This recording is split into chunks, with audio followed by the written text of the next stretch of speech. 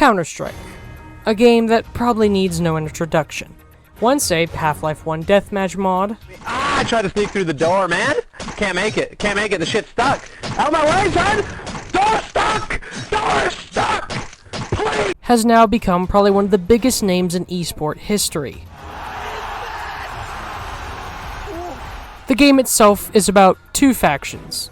Well, there's a third one, but I'll get into that. It's either counter-terrorist, trying to stop terrorists from putting bombs in certain places, or it's instead the terrorist holding hostages, and the counter-terrorists have to rescue the hostages. And as the years went on, we got different iterations and takes on Counter-Strike, but the most infamous is Counter-Strike Global Offensive. It introduced new weapons, brand new maps. Every map had a unique faction on it to kind of set it in a certain place geologically. It also introduced later on in its life more game modes. You had Wingman, which was a unique 2v2 game mode, and you had my favorite, Danger Zone, where instead of playing as terrorists or counter-terrorists, you actually played as these prisoners, who were presumably test subjects in some sort of experiment. The game mode introduced unique gadgets and weapons and maps, but despite it not being as popular as the base game, it still had a fairly active fan base, and even got community maps added to its rotation. But my favorite part of Global Offensive was the Guardian and Co-op Strike game mode. Mainly because of one thing. They gave the game a storyline. They gave us faces behind the factions. They gave us voices behind the factions. And the co-op strike missions in particular really built the groundwork for an amazing story. A story of questioning who you can trust and the things going on. And eventually Valve said that they are making Counter-Strike 2. And everyone, including me, was so excited. Imagine how much the new factions can look, like all the detail that they can put into the factions with Source 2. I wonder like what the Anarchists will look like, or what, say, maybe the FBI is gonna look like in that game. And Danger Zone could be greatly improved. I mean, don't get me wrong, what they pulled off in Source was great, but I get the feeling Danger Zone was probably pushing that thing's engines to its limit. Like, Global Offensive ran on an engine that came out before 2010. The fact they could make the Danger Zone game mode is a fucking astonishing accomplishment. And the co-op strike missions, they could expand the story. There could be maybe new enemy variety. Maybe we could have smarter enemies to fight. And the new maps could look absolutely great. Every single map-based faction was completely removed, so no matter what map you were playing on, it was the SAS versus the Phoenix. Danger Zone is gone. Various maps are now gone. In the hostage mode, the hostages that would once sit there breathing like they're panicking, terrified, have now been reduced to a fucking literal prop. Like, the same type of prop as a chair. And the co-op strike missions, completely gone. And with that, the operations as a whole. The operations themselves were the title behind big updates. Ever since CS2 came out, we haven't received an operation. And thus, no more of the co-op storyline and or lore that they were building. I could go on, but to make a long story short, Counter-Strike 2 has less content than the game that came out before it. Mind you, this game was advertised as the next big upgrade for the Counter-Strike franchise. And it's nothing. There's nothing new. They kept advertising how the smoke grenades are now cool and crazy. I've played a few CS2 matches. The smoke grenade update doesn't mean shit. It's still a fucking wall of smoke, and if you're going to waste a grenade, why throw it into a cloud to get rid of it? And they also advertise how the gore system worked, where if you shot a terrorist in his arm, you could see a literal bullet hole in his arm. And I'm like, oh my god, that's gonna look awesome on, say, like, the Separatist or Anarchist. Well, they ain't here. But what I am very pissed at the removal of, and honestly, this started even before CS2, to be quite honest, was the abandonment of co-op strike and the lore that was being built with it. And I got bored and decided to look up videos about the story of the operations, see if maybe there was a detail I missed when playing. And then realized that no one has ever tried delving or diving into the fucking storyline. I'm not saying that they don't explain it or talk about it, but they only do that. They don't try to kind of delve into the deeper themes, I feel. I've literally only found one video that tries to delve into the themes of the story. Everyone else just summarizes it. And so I figured, why not throw my hat in the ring? And try to tell you all about a story of corporations, greed, and about men and women who die for a fight that they don't know is really going on.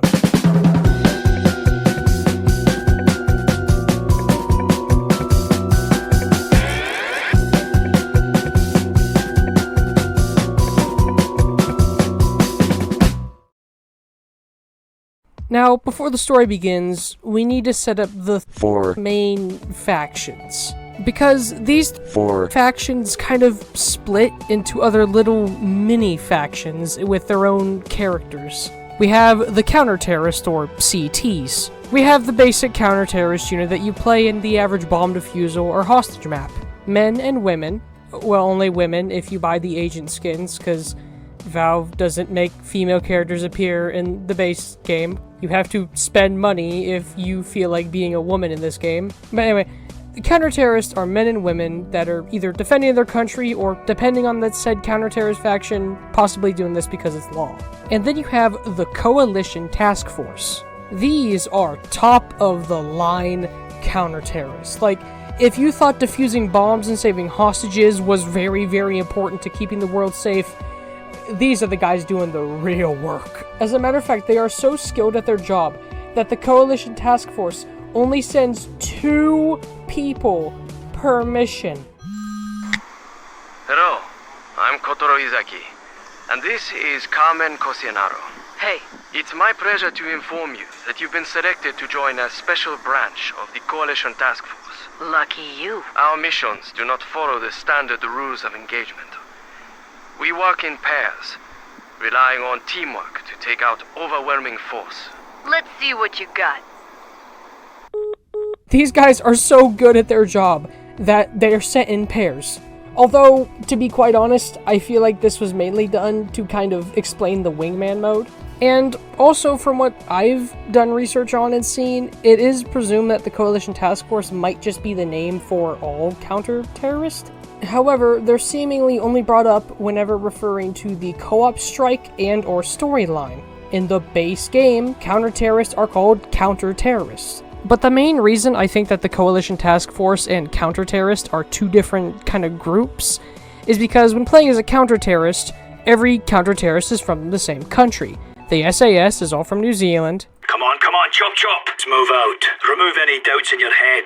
It's us or them. The IDF is all from Israel. People, we're wasting time. Let's go. Our mission is simple. Take them out. Grab your gear and let's go. And the FBI is all from America. Hurry up. We don't have much time. Officer under fire. Be careful. Let's all make it home tonight. Meanwhile, the Coalition Task Force seemingly just has people from all around the globe. Now, I'm willing to admit I could just be racist, but for the sake of this video, I am going to assume that the Coalition Task Force is its own branch of the counter-terrorist faction. And now we move on to the terrorists. And similar to the counter-terrorist faction, we have the main terrorist groups throughout the game, and then we have the big one that we fight throughout pretty much all of Co-op Strike and Guardian, the Phoenix. As we will see later on in the storyline, these guys, they are not your average terrorists. They have quite some aces up their sleeve. And then we have a third faction, and for some of you this might seem weird, but trust me, there's a lot of characters and connections to this faction. The people in charge of Danger Zone. It's very much heavily hinted and kind of somewhat told to us that the Danger Zone participants and the whole thing with Danger Zone is being ran by somebody. Your performance was exemplary. The board appreciates your enthusiasm. As always, the board thanks you for your contribution to the experiment. Now, I know this might seem weird, I'm talking about a faction related to a spin-off mode, but trust me, they will come important to the storyline. And the fourth faction, which saying faction feels weird because it's one guy, is Booth. Booth, in lore, is a neutral arms dealer. He supplies both the Phoenix and counter-terrorist with weaponry. He is a fence-sitter through and through. But one thing I find funny is, throughout the co-op strike missions, the Coalition Task Force, although on multiple occasions uses Booth's equipment, shows reluctancy, which I just think is a really cool detail that, like, they're aware they're getting weapons from the same guy giving weapons to terrorists. but because presumably in the base game and in the co-op strike missions just were flat out told, they have no other choice. Either they go to him, or they have to get some of the cheapest, most pile of shit equipment ever. And we see in the first co-op strike mission why that's a bad idea. He is also presumably a personification of the buy menu, which is the in-game menu you use to get your new weapons as the round starts. Also, he is the in-lore reason that weapon skins exist. God bless you, Booth, you created a fucking horrid gambling market. I literally know people who play CSGO for gambling the skins and not actually playing the fucking game. Just go look at Anomaly's channel and tell me the last time he actually played the fucking game. Tells you how good your sequel is when the only thing that people talk about is the new fucking gun skins. Sorry, did I make it apparent that I really hate CS2? Now, let's go ahead and begin. Evil, criminal, terrorist. The reality is that I am none of these things. My name is Valeria Jenner, and I am the voice of the Phoenix. And the Phoenix is the voice of freedom. It's said that you have talents that can be of use to the struggle. It's time for you to prove you have the skills you claim to have. Valeria Jenner is the leader of the Phoenix. Now, unlike most terrorist factions, there isn't necessarily a leading country that the members come from. For example, Valeria herself sounds Scottish, but the actual members that you fight sound quite Soviet. Creep is stupid.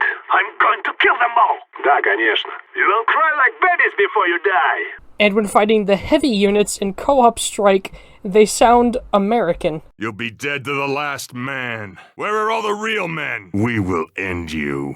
But I believe the reason that the Phoenix is this almost just melting pot of different nationalities is because of their goal.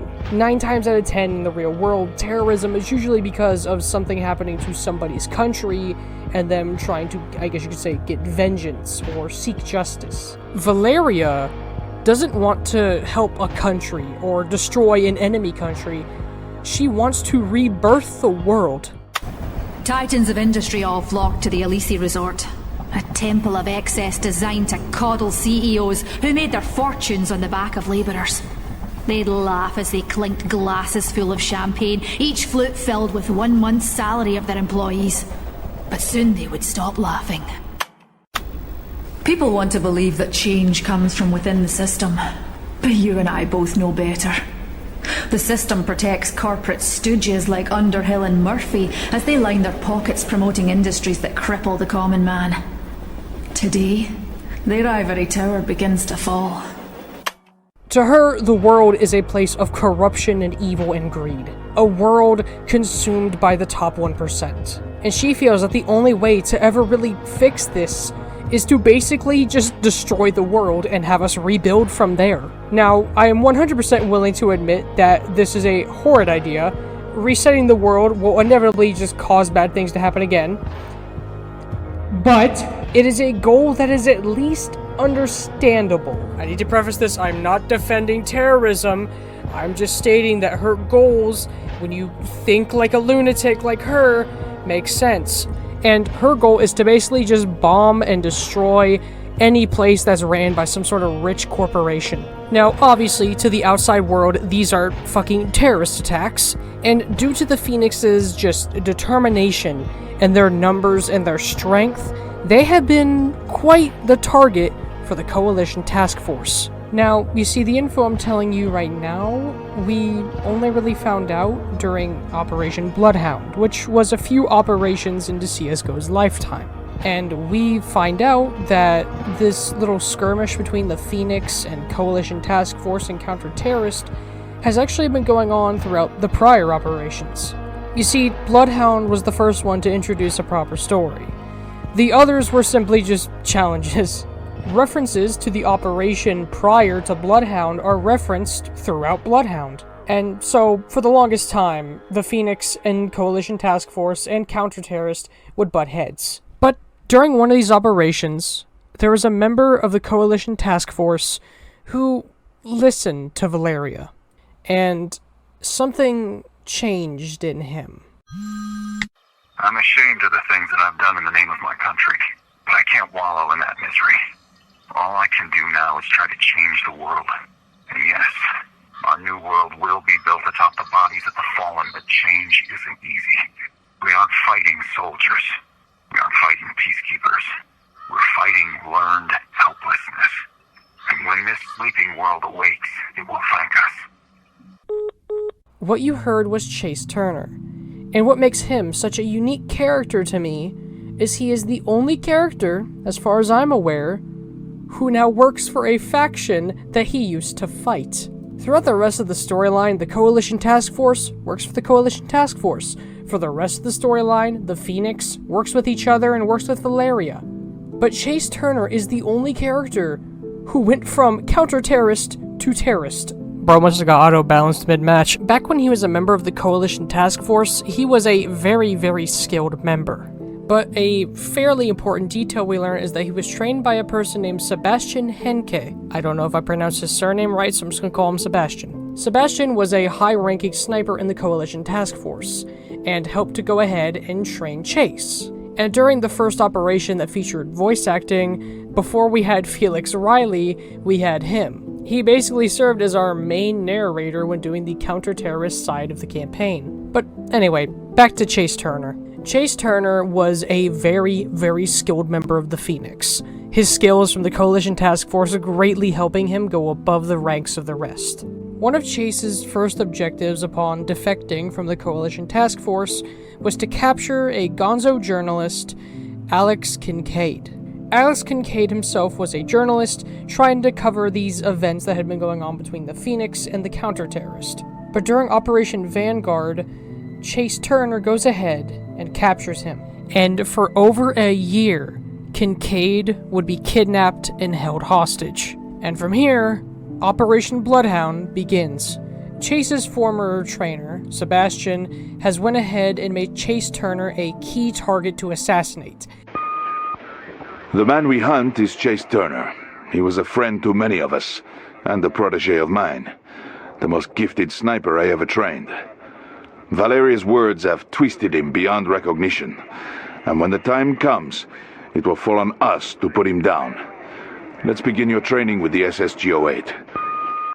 And Chase Turner himself is the main antagonist when playing as the counter-terrorist in Operation Bloodhound. And so, the operation goes on, with us completing objectives and learning bits of lore as the story progresses. Eventually, in this campaign, we reach a mission called Graduation Day, where we are sent to kill one of the low-ranking lieutenants of the Phoenix, Sergei. In response to this, the Phoenix goes ahead and sends out more terrorists to launch multiple attacks all at once.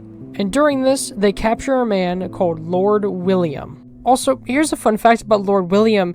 His lore and how long he's been in the game has been since, like, the first Counter-Strike. You see, back in the old days of Counter-Strike, when it was running on Gold Source, the maps would come with a description to explain why the terrorists and counter-terrorists are doing what they're doing. Now, most maps just rely on either environmental storytelling or just the map creator thought this was a cool location and it's Counter-Strike.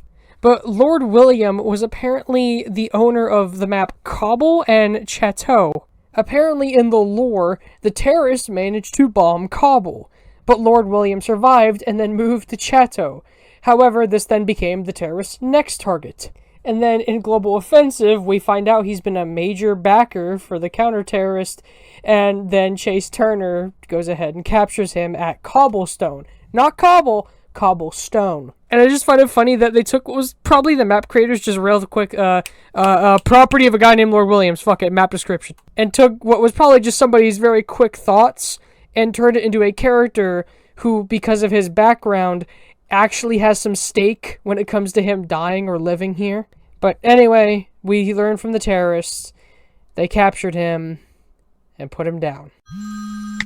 Lord William was one of the major backers of the Coalition Task Force, but his money was as dirty as it came. Abducting William was easy.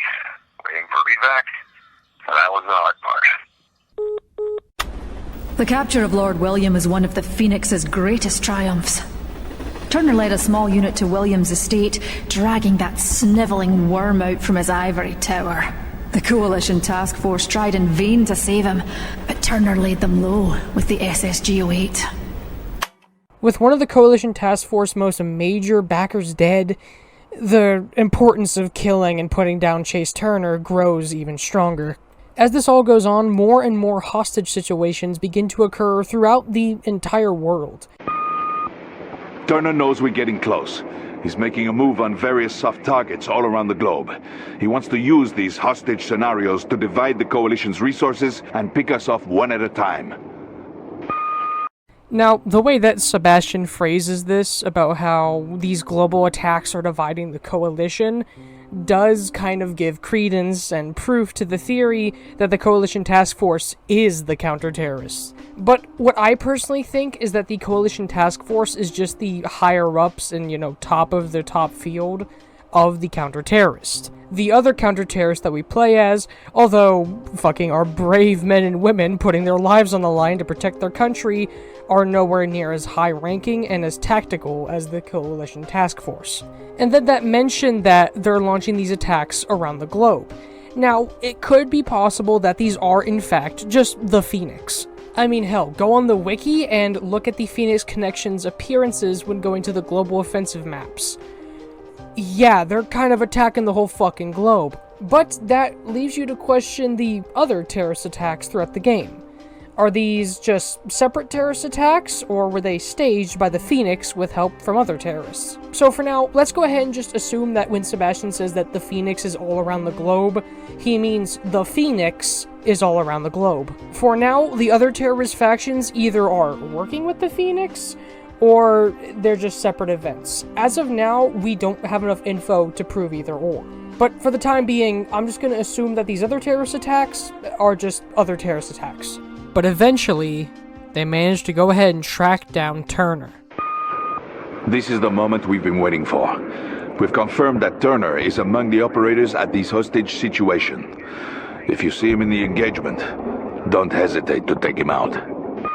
By the way, here's a little fun fact about this operation and Chase Turner. When you go to play the final mission, Chase Turner is represented as one of the professional terrorists with a mask on. And if you look at his actual image, you can see he has that mask in his hands. And secondly, and this is such a cool detail, and it's like, I hear this detail and I just question why Valve put all this effort into this shit to just scrap it. Let's say you played this campaign back when it came out, and you decide to do the Coalition Task Force campaign first.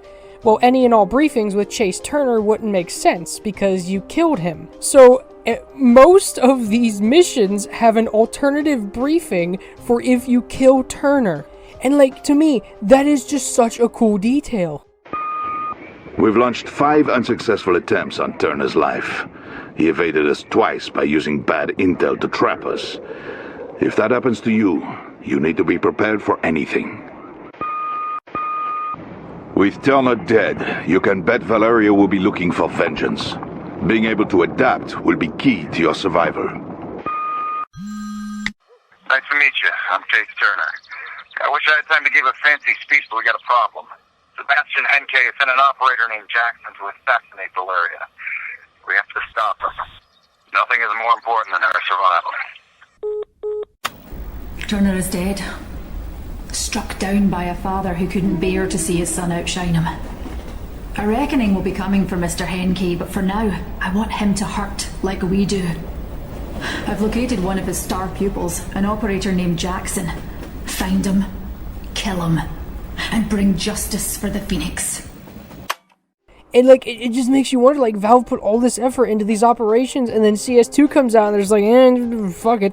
Turner is killed. And with that, Operation Bloodhound closes. Now, I'm not going to go too far deep in this operation because all we had here was basically audio logs to work off. And also the terrorist missions I didn't feel were as important to cover. You see, in the counter-terrorist one, we take out a low-ranking lieutenant, which, while granted in-game, is just a Phoenix member with the battle mask. But, you can kind of understand why the Phoenix would retaliate at the death of a lieutenant. But the people that the terrorists have to kill, they're just normal counter-terrorists. Granted, one of them is allegedly a really good sniper, but you're a sniper, okay, but what? This was the first operation with an actual plot. Your first time doing anything is gonna suck. But with this operation alone, we have laid the seeds for a very good story to build upon. We have a terrorist faction that has a leader who is able to convince counter-terrorists to join her cause. And we have this counter-terrorist faction consisting of various people from around the world. You can do so much with just those two things. And Valve would go ahead and do much more with it. And so begins Operation Wildfire. And believe me when I say, the plot very much thickens. Operation Bloodhound was a success. Turner is dead, and the Phoenix are still recovering from their loss. Now is the time to put on the pressure, to hit multiple Phoenix operations at once, to spread like wildfire. My name is Major Felix Riley, and together, we're going to stop Valeria. Our main missions don't actually begin with Felix. The missions with Felix are actually more just goofy little missions to do. One of my favorites is just you have to kill chickens, and I shit you not, this is the briefing. I make no excuses or pretenses. I hate chickens. Hate them. I want them off my battlefield. Shit like that reminds me that we need more, like, comedic shit in Counter-Strike. But I think the competitive community will fucking kill Valve if they do that. But anyway, sorry, got off track. Our proper introduction to this operation begins with Kataro and Carmen, which I actually played earlier to explain about the whole thing about them working in pairs. And in this, a character that you might have forgotten is brought up, Alex Kincaid. According to the characters in between Operation Bloodhound and Operation Wildfire, Kincaid was captured for over a year and being held hostage by the Phoenix. And so now that the success of Bloodhound and the celebrating has died down, they've realized they gotta rescue Alex Kincaid. And when they eventually find out where Kincaid's location is, it's a bit odd. Alex Kincaid has been a Phoenix captive since Operation Vanguard. That ends today. It took months, but I was able to get intel on Kincaid's location.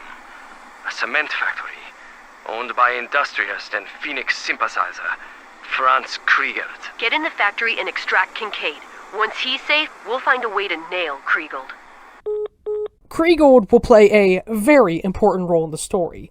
For now, he's just kind of in the background, but trust me, he becomes very important. But eventually, it is time to go ahead and rescue Kincaid. And so begins the co-op strike missions. Now, for the gameplay for this, I just turned on God mode and played with a friend. I had him play through the maps before we went through them on God mode, because the fun of co-op strike is that it's a challenge. You have to be careful, plan your decisions right. I mean, the fucking Phoenix heavies will wipe you out if you do not prepare. But because I only really needed the gameplay, after we had finished playing through them normally, me and him just played through them again with God mode to get footage. Also, I apologize in advance if me and him are talking over characters. Me and him yap a lot. But shout out to my friend Gas Mask Guy. If you're an old viewer, you might actually know him from my mouthwashing video because he voice acted Curly. But if it weren't for him, I would probably have to play through these maps solo, and that would have been painful. And half the footage would just be me fucking no-clipping, because a lot of the level has things that require cooperation. Hence the game mode's name, Co-op Strike. But eventually they send 2 top-of-the-line counter-terrorists, until we're the ones controlling them. Now, before we even begin to talk about the level, I need to talk about something interesting that only Operation Wildfire did, and none of the other operations. You see, by default you unlock one at first, and the rest are unlocked as you play through. There were comics. What I mean by that is, as you played the co-op strike mode, you unlocked these comics that gave us more lore and backstory. And the first one by default is unlocked. And because from what research I've done, there is absolutely no base voice acting, here is my attempt at voice acting these comics. I apologize in advance. Living a lie is easy. Waking up? Now that takes courage. People say the squeaky wheel gets the grease, but let's be honest. They really mean the nail that sticks out gets the hammer. I take no joy in what I do, but if I don't do this, Who will? Forgive the intrusion, Valeria. I just received word that Franz was coming. I'm amazed he got up so early. He says he has concerns. We all do. It's why we fight. You know what I mean. If what we do were easy, we wouldn't call it the struggle. You can't trust him. Trust is all we have. He wants to kill you. Wanting is different than trying. Until he makes a move against me, he's to be treated like a brother. And if he kills you when he makes his move, then you're terrible at your job. The plans you asked for, ma'am? Pull up an armchair, Naomi. We're about to change the world. Now, for the time being, this comic doesn't give us too much info. What we do know is that it seems that Franz and Valeria, although working together, don't necessarily agree with each other, and that Naomi is her overprotective bodyguard. And by the way, we never see Naomi again. She appears in these comics, and then she fucks off. So I guess she really is terrible at her job. But what we see is the Phoenix preparing to attack Nuke. And fun fact, if you play Nuke on CSGO, it's the Phoenix that are the terrorists on Nuke. Which, if it wasn't already apparent by what I've said, this right here is just visual proof that Valeria is indeed the leader behind this terrorist faction. But anyway, that's the only thing that the first comic really adds. Let's start talking about the mission. Now, before the actual mission itself even begins, and you're just inside of the, I guess you could say, warm-up area, there's already one very specific weapon you're given that leads to a whole rabbit hole of questions and mystery. We're given a grenade in this mission, and for reasons I'll explain later, only this mission, called the Tactical Awareness Grenade, or TAG. And this grenade is very, I want to say sci-fi? It isn't a decoy that creates gunshot sounds, it's not a frag grenade, a smoke grenade, an incendiary, or a flashbang. It's a grenade that you throw, it will then stick to the wall, beep a little bit, and then upon exploding,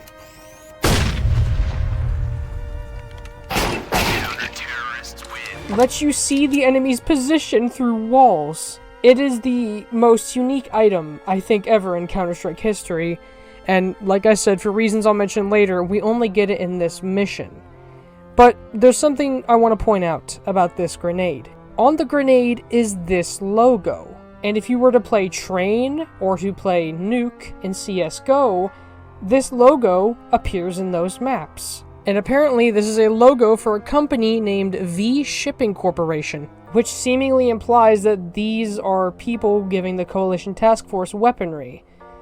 But this isn't a normal weapon, and that's for good reason, because this logo, the V Shipping logo, also appears in Danger Zone. If you were to acquire a tablet upgrade while playing Danger Zone, and then put the chip in, you can see as that's happening, this logo in the top corner. And also, I don't have any image proof of this sadly, but in the game files for the map Black Site, there is a ton of unused decals of the V Shipping Corporation logo. So this implies that the Coalition Task Force is getting weaponry not only from Booth, who is a fence sitter giving weapons to also terrorists, but they are also getting some of this much more advanced equipment through V Shipping, presumably. Now, granted, this is the only advanced weaponry we get in this mission, but I mean, look at all the other stuff in Danger Zone. I don't know how two counter-terrorists would put it to use.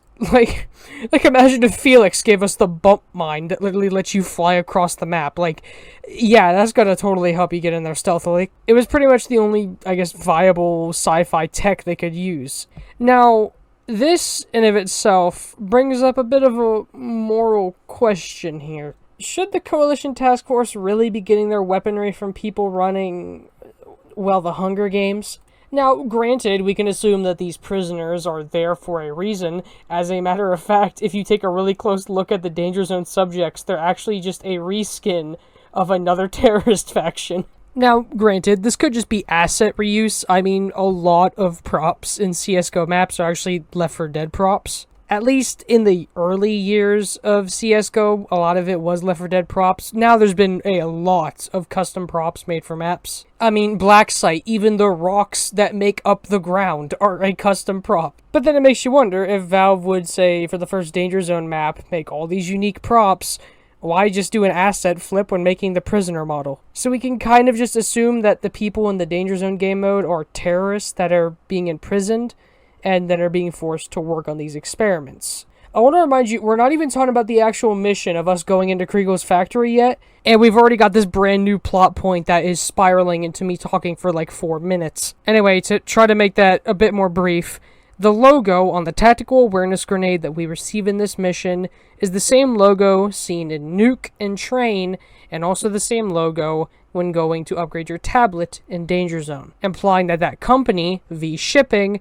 is responsible for creating those grenades, the Danger Zone equipment, and presumably for delivering or working on something in Nuke and Train. I apologize for that detour. We're going to go ahead and go back to talking about Kriegel. And so, the two operators are then sent to go ahead and rescue Kincaid. But I'm just going to let the gameplay tell the story, instead of me narrating it for once. Go to the wall and pick out your weapons of choice. When you're ready, step into the taped-off square to be deployed. One more thing. We're providing you with heavy armor and medical stims, so you'll be able to take more abuse than normal.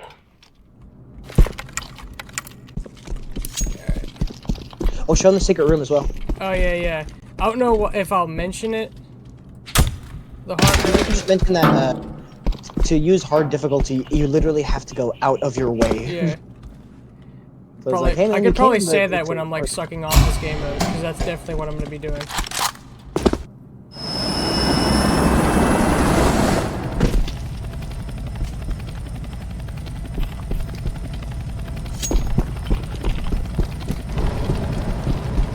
All right, operators. Kincaid is counting on you. Move swiftly and decisively, clearing each area of Phoenix before moving forward. Good luck. She said, you think the devil has horns? Well, so did I. But I was wrong, his hair is combed and he wears a suit. He's nice, polite, he'll catch you by surprise. Good work. Perimeter secure. Time to take that compound. Said she was in a hurry. That's when she met on Sunday walking down. She dropped a bag and it fell to her feet. He got down on one knee. He handed her the purse and gave her 1 or 2. The last one. He's out tonight. Walking around downtown, carrying a gun and knife. He'll fight, you'll die, but These are blueprints for one of Kriegel's rail yards. Why would he target one of his own trains? What's he moving? This isn't just a base. It's a staging area. What are the Phoenix planning? he said a pretty girl like you can't be alone. But the devil will take all the phone. She thanked him twice, he said goodnight. She checked her back. You think the devil has horns? So did I. Kincaid has to be close. That's Kincaid. There has to be a way to unlock this door from the other side. Who's there? Do you want me to pick him up so you can see the animation? Sure. You're not with them, are you?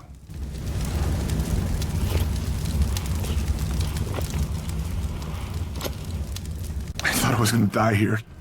Great job. It's been almost a Now year. get the hell out of I'd there. almost given up.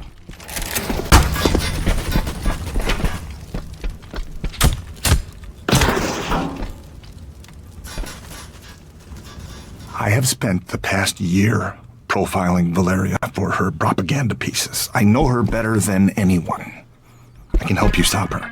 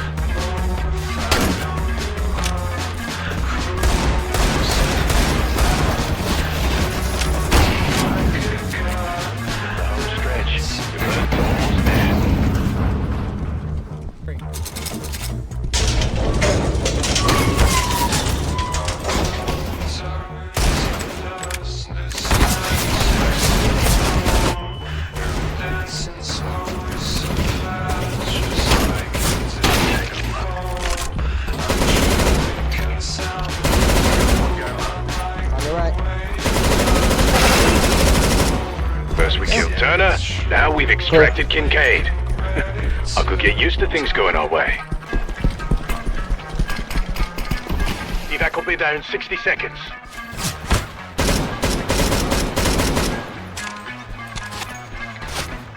Right side.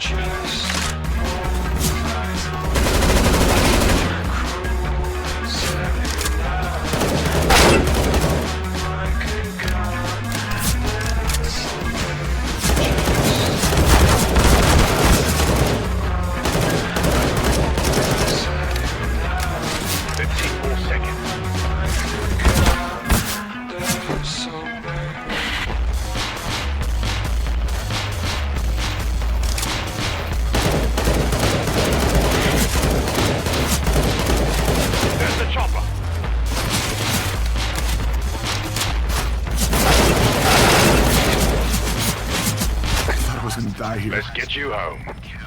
Woo! Okay. Let's go. Now, there's a lot to analyze here after beating the mission. Firstly, the Phoenix are living here. This isn't a temporary outpost, a one-time thing. They have just full-on kitchens basically set up in this facility. These people are living here, and probably for some sort of good reason. And then next up is the mention of those blueprints. Felix mentions that this is one of Kriegold's rail yards, and at first the map just looks like any generic Counter-Strike map, until you mess with it and realize that's Train. Kriegold owns Train, which then implies by the V-Shipping logos Kriegold works for V-Shipping? Well, maybe it's not as simple as that. You see, when playing Train, the map feels almost like it's been added onto. As in, there's almost two different stations. You have the one with the V-Shipping logos that's much more sci-fi and more high-tech, and then you have the old run-down version that you often see with this old communist logo. There's even a mural to Vladimir Lenin, who was a revolutionary during the, Russian Civil War. And apparently, Kriegold owns this place, or at least works here. So, this leads me to believe one of two things if he's for some reason helping them bomb one of his own trains. One, he works for the more old, run-down part of the facility and that company and supports their ideals more, thus wanting to go ahead and blow up some of V-Shipping's equipment. Perhaps Kriegold, apparently being a Phoenix sympathizer, decided to go ahead and let the Phoenix blow up this place because of his hatred of the counter-terrorists and V-Shipping. Or perhaps, what if it's flipped, and instead he maybe works at V-Shipping and is trying to blow up the whole communist part? Or a much more just insane separate idea, what if he's a defector? What if he did work for V-Shipping, and perhaps just out of hatred for the company or something, wants to bomb it? To make a long story short, Kriegold is letting the Phoenix bomb his own areas because of something that he probably has against the people he works with. But that was mission 1 of 3 that we have done on Phoenix Compound. This then leads us to the second comic, which I will also voice act, and I hope you like the voice acting because I'm doing it for all of them. It's not the world that needs to change. It's the management. You worry too much, Elliot. Things are under control. I pay you to blow up buildings, not offer opinions. For f***'s sake, just get off the phone and show some respect. I'll call you back. Our dog is off her leash. Enough! What's going on, Franz? The facility's been compromised. They took Kincaid. How did this happen? Well, first they killed our men. Then they took the hostage. If I were you, I'd stop being glib and start being helpful. A more insecure man would take that as a threat. A smarter man would realize it's absolutely a threat. What is this? Proof. Of? Betrayal. Imogen is helping the Coalition Task Force. Well then. Looks like we'll be killing Booth's daughter, doesn't it?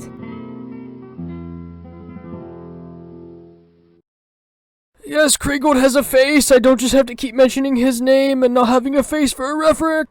So, the first big bit of info here is that Booth has a daughter, And apparently, she's been working with the Coalition Task Force and Valeria, but she's actually just been with the Coalition Task Force. Basically, she's trying to come off like her father, who's a neutral arms dealer, when in reality, she's a spy for the Coalition. And now that they know this, she's probably gonna get killed if she doesn't get out of there.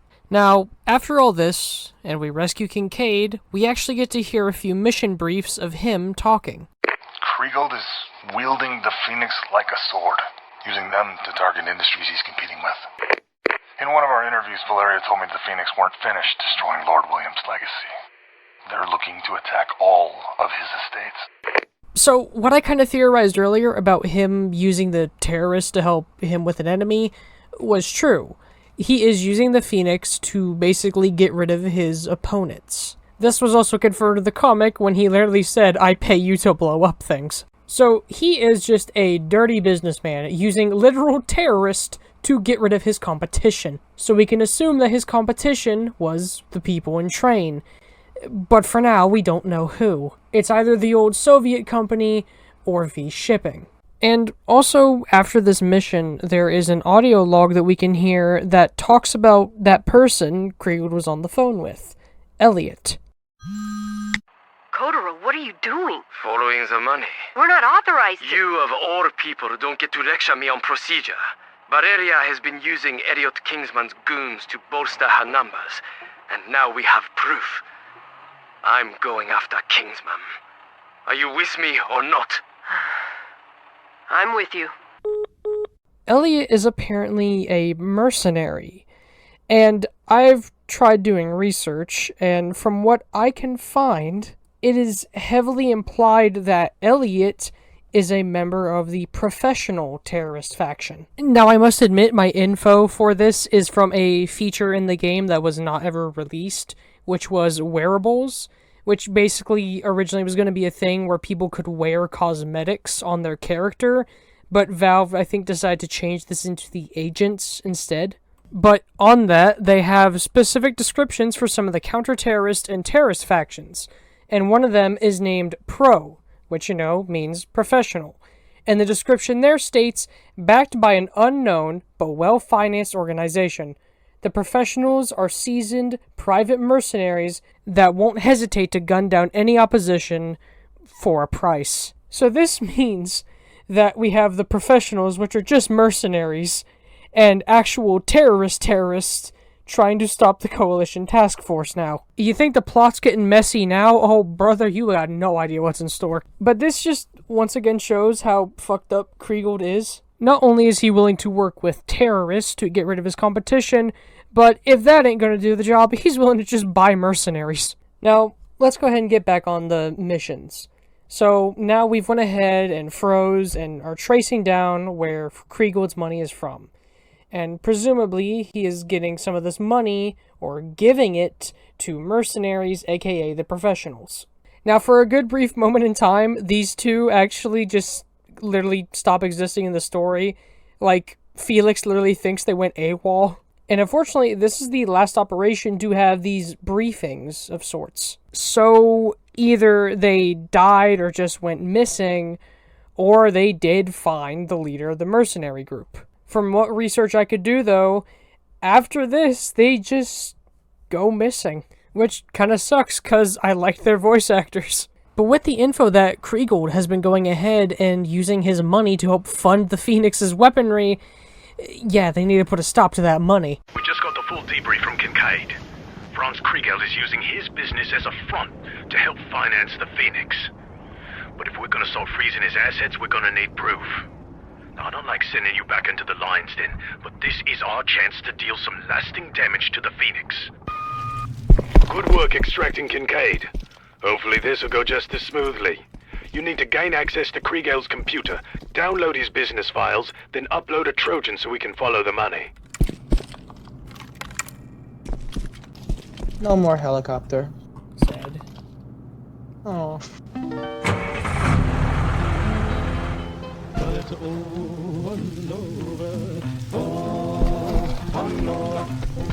Make your way through the maintenance building to get into Kriegel's accounting office. Is there what? Look at there's a cooldown for crouching. I can't just sit and teabag. Left side. Come on there.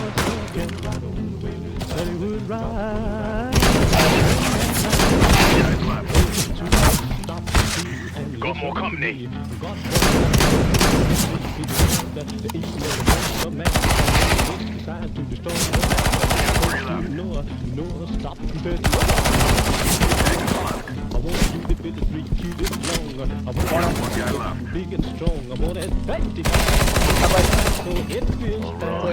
Once you're out of the maintenance building, find a way to cross the yard and get to the accounting office.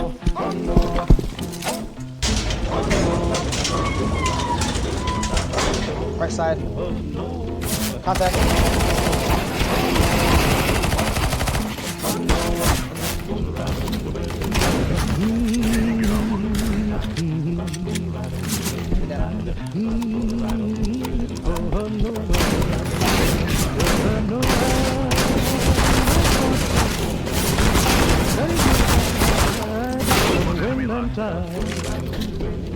Well, after the foundation was laid, then Noah began to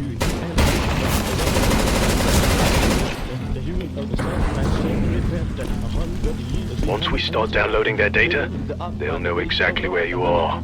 Stay close and watch each other's backs. Good luck.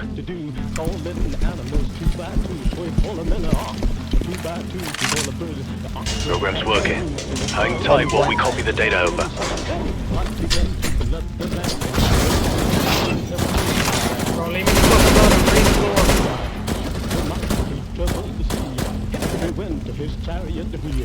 Downstairs.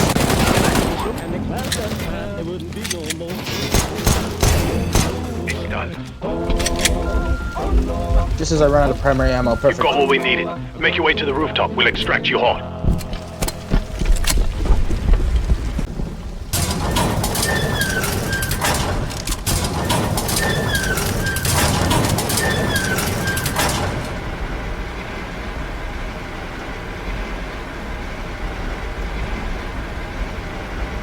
Excellent work. Remind me to give you boys a raise.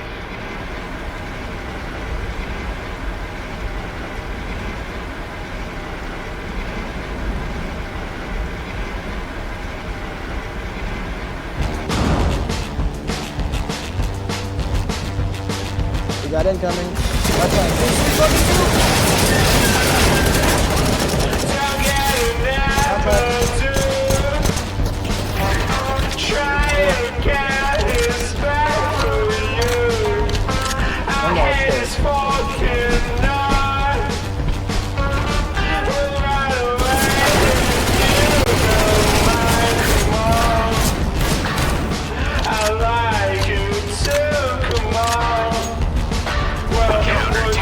Just beat the score. Good work.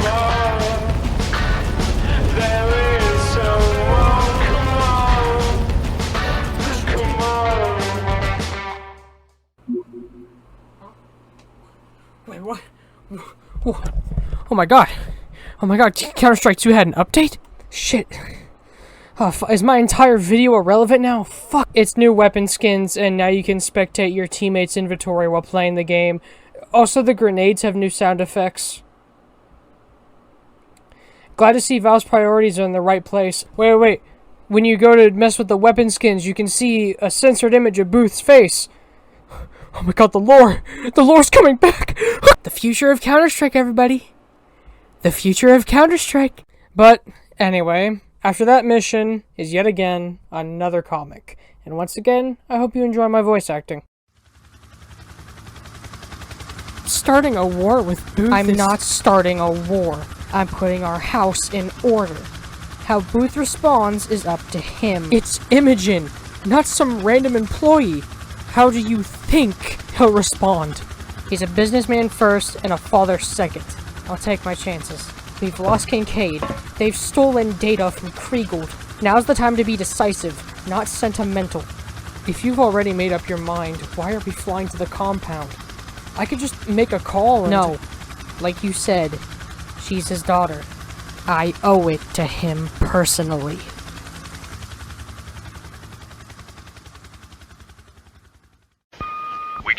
received word that Valeria is en route to the cement factory. Finish up your business in the Maghreb and return to the States. This could be our best chance to take her out. You asked for the best, right? Nothing makes a statement like a bespoke firearm. Go on, pick it up. Lighter than expected, isn't it? Its frame is made of... Excuse me, forgive the interruption. This had better be important. I understand, Father. Hello again. It's your old friend Booth. Now, obviously, as a businessman, I make it a point not to choose sides, and as such, I would never reveal critical information to either the Coalition Task Force or the Phoenix. My daughter, however, does not seem to share my love of discretion, and is now marked for death by Valeria. Again, it would be inappropriate of me to interfere or ask for any favors. However, I imagine if you helped extract Imogen from the Phoenix base she is now hiding in, she would be quite grateful for your assistance. I'm not wild about helping Booth, but Imogen could be a powerful asset. This time, we'll be going in by boat. By approaching from the river, we should be able to get past all their gates and get right in the compound. Once we're on site, we'll make contact with Imogen. You also have a second objective. Destroy that facility.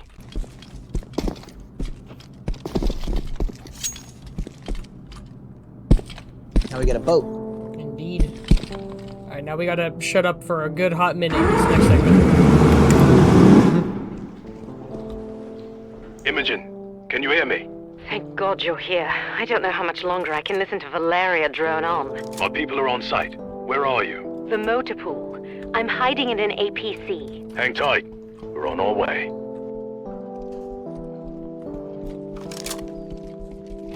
There's no hiding from us, Imogen.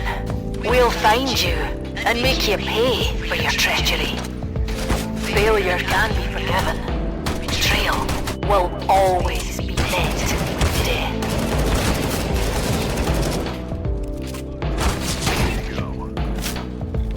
I'm so glad there's audio files on YouTube that have this, because I'm not gonna lie, half of Valeria's speech got garbled by gunfire.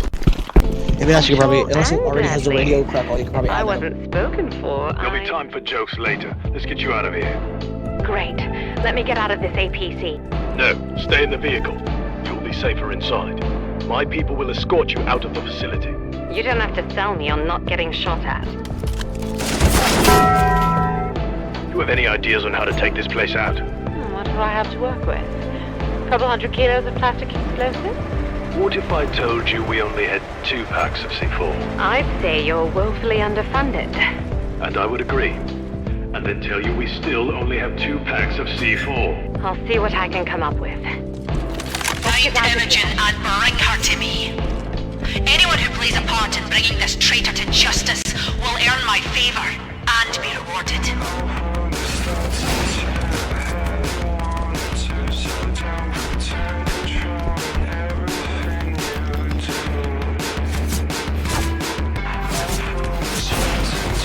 Stop the Coalition Task Force. Do not give these imperialists quarter or mercy.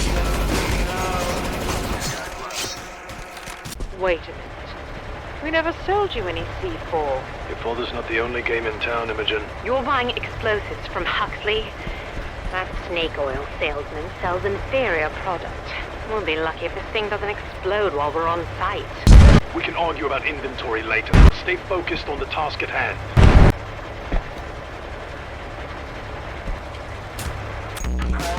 It's not too late for you, Imogen. I understand that you're scared and that you don't want to die. But if you step out of that vehicle with courage and dignity, I will grant a quick and merciful end. But if you stand defiant, if you continue to cast your lot with these jackbooted thugs, you will reap the whirlwind. She's a hell of a negotiator, isn't she?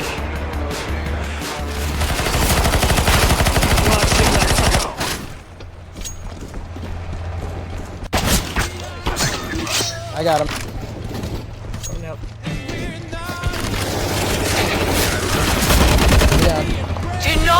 that APC leave this compound. Oh yeah, alright, okay, ready. 3, 2.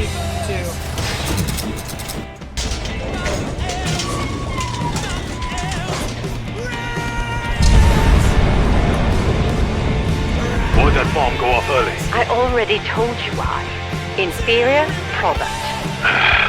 When you're safe, set up a meeting with Booth. It would be my pleasure. Dude, I can actually use the arm because it's still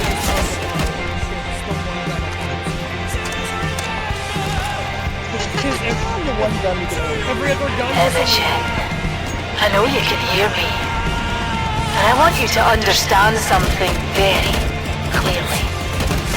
Even if you escape today, you cannot hide from us. The fiery wings of the Phoenix embrace this world, and not even your father can shield you from the flames.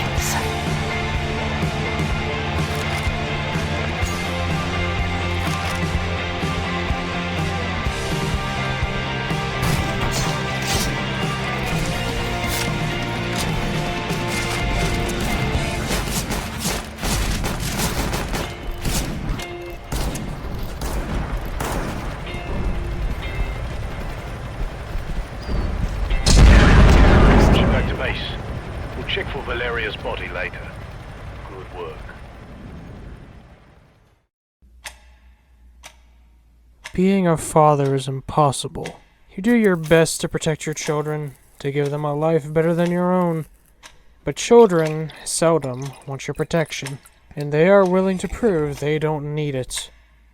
Congratulations, Mr. Booth. The plan worked perfectly. We're a long way from congratulations. The rest is up to her. Any visual confirmation? Not yet, Commander Riley. One thing's for sure, though.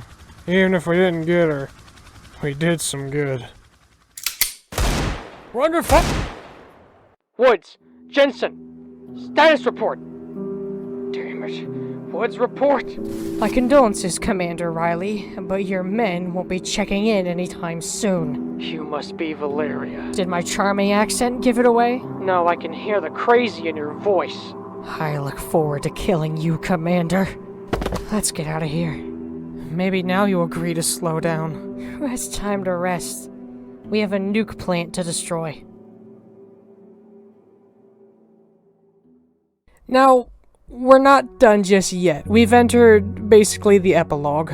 The last few mission briefings are from Imogen. From what we learned from her, we're told that Valeria has indeed survived, and for the time being, her guard, Naomi, is currently in charge. Franz is also still alive. He was never at the factory.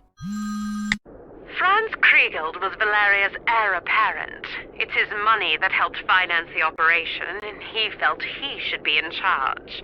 However, now that his assets are being frozen, he's looking to prove he has other skills that are useful to the Phoenix.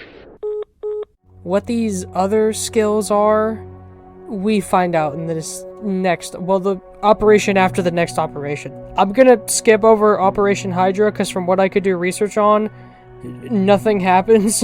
It is, by all accounts, a filler operation.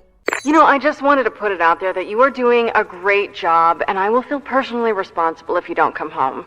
So please don't let me live with crippling guilt. I get enough of that from my parents for not having kids, and wow, this got personal real fast. We do learn, though, that Sebastian is still around. Still don't know where these two went, but with Operation Wildfire finally done, we can move on to Shattered Web. And do you remember when I said that Kriegeld, although he may not seem important at first, really gets important? His role and backstory in this operation literally changes everything we know. Free fire zone. Hello, Sunshine. I know you've missed me, but I don't have time to catch up. I have it on good authority that Franz Kriegeld, one of Valeria's top lieutenants, is operating out of the Mediterranean. Seems like our favorite terrorist industrialist is dipping his toes into biological warfare on a private island. Your mission is to breach the facility and get a sample of any biotech he's developing. So pick out your gear and get to the deploy zone. You're leaving ASAP. Welcome to Operation Shattered Web. Now, from here on out, the operations get a bit harder to understand because Valve decided to go ahead and get rid of the briefings that you would hear at the start of each one. So from here on out, our lore is pretty much entirely from the missions. But basically, if you couldn't understand Felix over his accent, Kriegel has been out somewhere in the Mediterranean on a private island messing with quote-unquote chemical warfare. And seeing as he, he's basically a member of the Phoenix. He literally gave them a place to stay and helped to fund their operations. And if that in itself wasn't bad, he's been paying mercenaries to put out his competition. And so, our operators are sent to the island. By the way, these co-op missions introduced something new gameplay-wise, which wasn't in the first one, and to be honest, I'm glad they did. In the first campaign, the ammo piles you picked up, you grabbed them once, done, gone. You couldn't use them again. And also, if you ran out of your armor, well, you better be ready to get fucking killed. But instead, we now get the ammo boxes that were used in the Danger Zone game mode, which allowed you to use them multiple times. And also, we find counter-terrorist armor in Phoenix territory. This is either an oversight, or maybe I'm just, trying to not spoil something. Anyway, I'm gonna shut up and let the gameplay roll.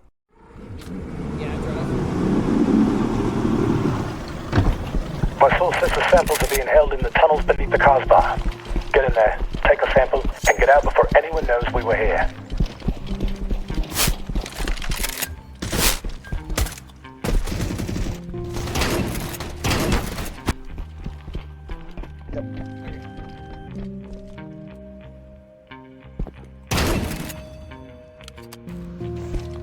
Good at shot of the drones here.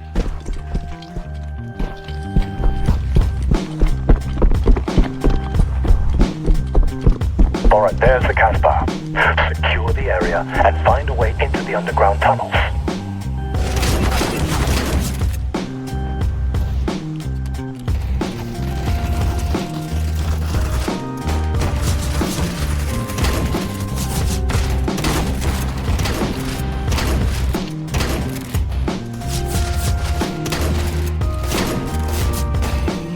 You don't put this many guards around something that doesn't need defending. The way in has to be around here somewhere.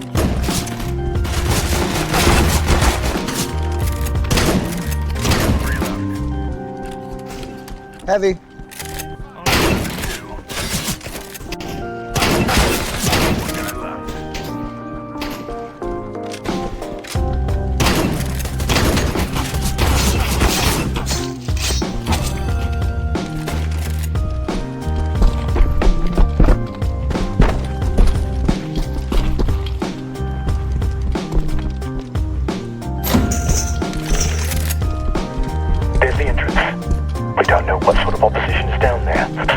Alert.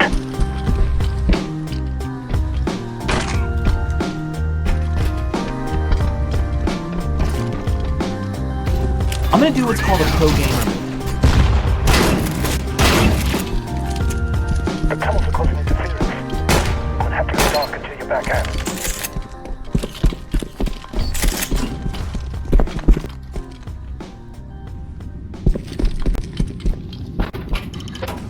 Well, hello. Now this is a fascinating situation. It's rare to have visitors here of their own volition. Though seeing the source of this interruption, I suppose I shouldn't be surprised.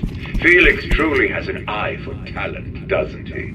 But defeating Valeria's ideologues is one thing. Surviving against proper killers is quite another. Attention! Whomever brings me the head of these intruders will be granted their freedom.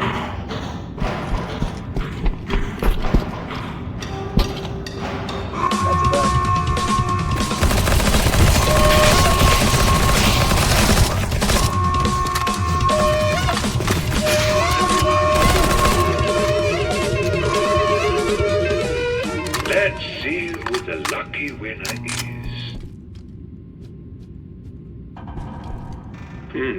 Impressive.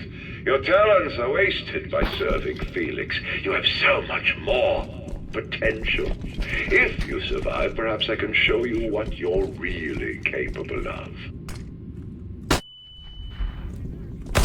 Okay, hold on for a second. Let's take a pause for a minute. So, if it wasn't already apparent by the drones, the Danger Zone ammo boxes, Danger Zone is being run here. If there is not a Danger Zone event running here, it's at least where they're creating or supplying themselves with the tools for it. We've seen the drones that would deliver your supplies fly past us earlier, and if you weren't paying attention, we just gunned down a bunch of Danger Zone test subjects. So, remember what I said earlier about how we don't know if Kriegold is working for V-Shipping or that old Soviet train company? Yeah, I think he's working for V-Shipping. Which then leads into another thing, and why I talked about why we don't see the tactical awareness grenades here. This means the Coalition Task Force is getting their supplies from Kriegold. If not Kriegold, at least the people that Kriegold works with or used to work with. So this means this one company, much like Booth, is helping two different factions. However, we could also look at it in the way that maybe Kriegold is a defector from V-Shipping. I'm just saying, I don't think if I was the, higher up of V-Shipping, I would let a motherfucker use terrorists in one of our sites. And next up, let's think about that. Why are the Phoenix here? I would personally assume money. We've seen that Kriegold is willing to pay people to help his goals. Perhaps these members of the Phoenix were offered God knows how much money. I mean, look at him. He owns this fucking futuristic site. I think he has some dough in his pockets. Or, and I'm gonna sound real crazy, what if these members of the Phoenix are defectors from Valeria, but specifically these ones? I mean, they're not called the defectors. I mean, in the game, they are called, when you look at them, Phoenix. But perhaps after witnessing Valeria basically get her shit rocked in Mission 1, maybe some of them were like, should I really be trying to help her out right now? She did just kind of get our base of operations fucking nuked. So, you know, it makes sense that maybe some of them wanted to work with Kriegold not only for extra pay, but because they've witnessed their own leader basically fail to do their goal. But this little plot twist changes everything. And you remember how I said we don't get the tactical awareness grenades anymore? This explains it, because think from V-Shipping's perspective. V-Shipping is giving these weapons to the counter-terrorists, presumably, to help them defeat the Phoenix, and also because Kriegold is an ex-employee or defector. What if, as a matter of fact, if we want to really push a dumb plot here, what if V-Shipping paid the Coalition Task Force in Mission 1 to do all that? Then after this, you hear that the counter-terrorists are having to attack one of your own sites because of the fact that Kriegold's there, and is using the Phoenix, and is working on chemical warfare. Like, I'm just saying, if I witnessed those counter-terrorists blow up Kriegold's, compound, I'd be a little worried that they would also blow up one of my sites. So perhaps the reason we don't get tag grenades in this is because the V-Shipping Corporation sees us basically attack one of their own places, and says, it's kind of cringe. Perhaps they're not giving us things like the tag grenades to reduce the cost of the losses they'll have. Or maybe I'm just looking way too much into it, and Valve for some reason thought that these grenades aren't at all cool and badass, and like, bro, bring these back, please. I fucking love the tag grenades. They're so fucking cool. Just do what you did in Mission 1, where you can't refill on them. You only get like one per objective. And to go back on Kriegold for a second, what if the reason that he's trying to bomb one of his quote-unquote own trains is because he is a defector, and he wants to send a message to V-Shipping? We don't know his motives behind leaving V-Shipping or why he would defect, but I would assume he's a defector because who the hell is going to let one of their employees use terrorists? But the test subjects are terrorists. Those pieces of shit are getting thrown onto a remote island where a gas is going to slowly envelop the entire thing until one of them is left. And then that one person is probably going to get thrown into another experiment. I'm just saying, if anybody should be a test subject for some kind of cruel experiment, it should be death row inmates and terrorists. So, anyway, to try to make what the fuck I'm saying short, V-Shipping, the people behind Danger Zone, have been giving the Coalition Task Force presumably some of the much more advanced weaponry, or just flat out giving them money. It could even be possible that Mission 1 only happened because of V-Shipping paying the Coalition Task Force. Kriegold is presumably paying, or using defectors of the Phoenix to go ahead and help him, I guess, with his little experiments? With Kriegold possibly trying to enhance or modify the zone, as we see in Danger Zone. Said zone being most likely the chemical warfare that was mentioned. Okay, I need to shut the fuck up and let the gameplay go on for a little bit longer. Oh yeah, well also I could always in Gmod green screen, because I found a good model pack. Oh, cool. Like it's very easy to pose versions of these guys as ragdolls. Like trying to think of what your guy would say, what my guy would actually say here. You're like, if terrorists got these guys in jail, they must have been real twisted fuckers. Yeah. It would be hilarious if I cut the thing off his ankle and just blew up. I'll Photoshop the poorly edited green screen explosion, don't worry.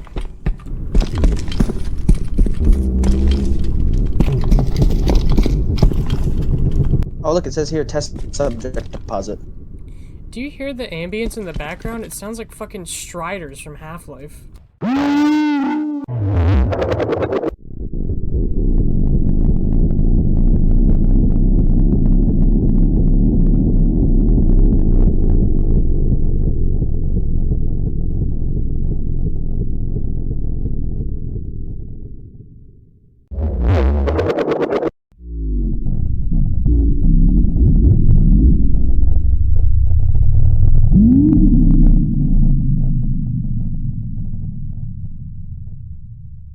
Like, that alone implies they're building some weird shit down here when that is what you hear. The bloops, yeah, it sounds like a Strider's out around here. Look at the body glowing through the wall! It's the Saddam Hussein meme! If I manually send it like this. There we go. I had to send it through our chat outside. Oh my god. You actually... You weren't joking, he's actually soldered it. He's just like... You actually were kidding, oh my god. He's in the Saddam Hussein pose!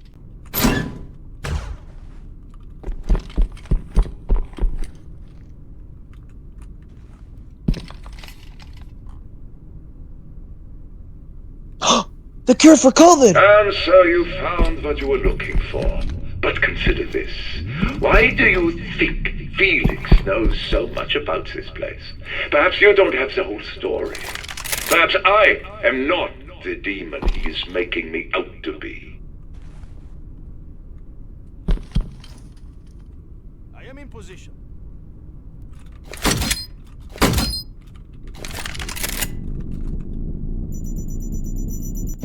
Get away from the wall! You know, Kriegel brings up a good point here. And to be honest, we've kind of been thinking about it for a long time, but this kind of just confirms it. The Coalition Task Force probably knows what's going on here. They know about these subjects. They know about the experiments being ran in the danger zone. They aren't oblivious to this company. I mean, if it was just them being a customer buying V-Shipping's tech, that would be another thing. You can't blame the customer behind the corporation that made the product being evil. But if Felix knows so much about this location, then that implies he's aware of the weird shit going on in V-Shipping. And if that's the case, that makes the V-Shipping Corporation not giving us weaponry make a bit more sense. If a company that I was trying to help knew about where I run my things, and then when I'm told that there's terrorists there and they're gonna have to perform counter-terrorism, which can sometimes involve this, then I know I'm gonna lose some cash and would rather not lose a whole bunch more. That, or maybe, and this is gonna kind of get rid of my whole idea that Kriegel is a defector. What if Kriegel isn't a defector?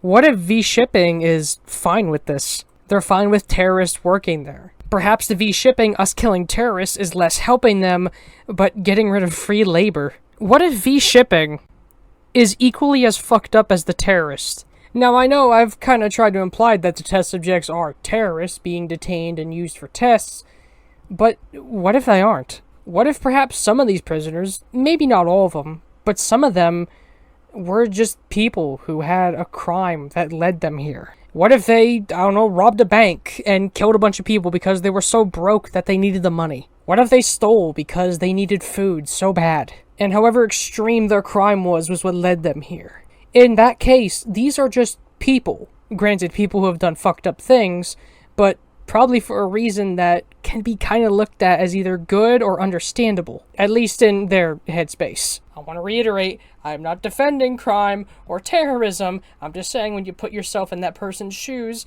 although you do not agree, you can understand their goals. V-Shipping is running what is by all accounts the Hunger Games, using people to test this weird chemical weapon, to test their automated turrets, to test if their drones can track down an iPad signal, to see how well an exosuit or bump mine can work. All the while, these people are told that there has to be at least one of them standing at the end. Because if they don't kill each other, then the gas itself is gonna get them. Anyway, to make a long story short, V-shipping probably really bad, and helping both good and bad guy.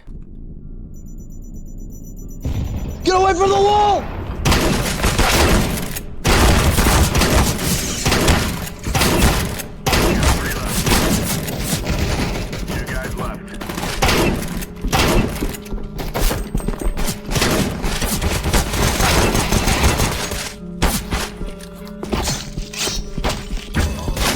It's really not in your best interest to leave. Stay! Return the sample. Join my experiments, and if you emerge victorious, I will show you how the world truly works.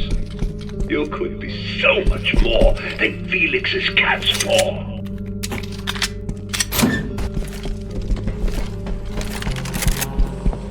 Glad you made it out of there in one piece. We have a helicopter standing by for extraction. Get down to the coast and secure a landing zone.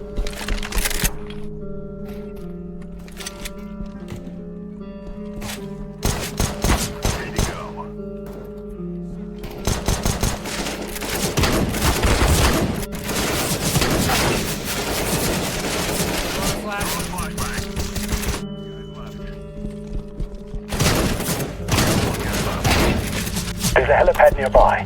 Secure it, and we'll get you out of there.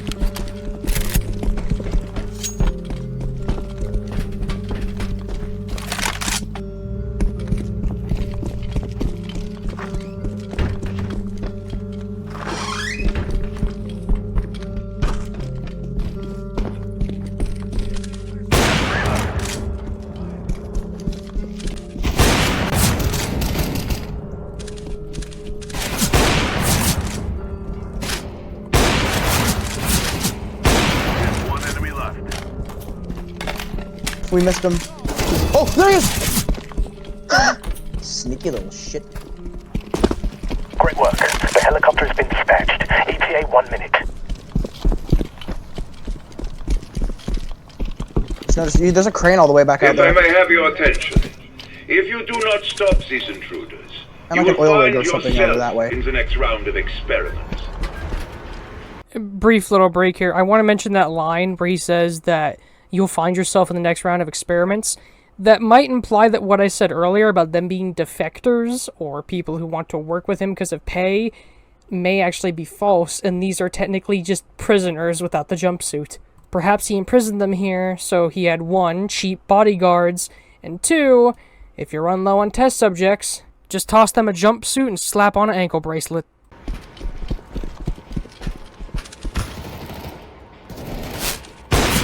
Balcony.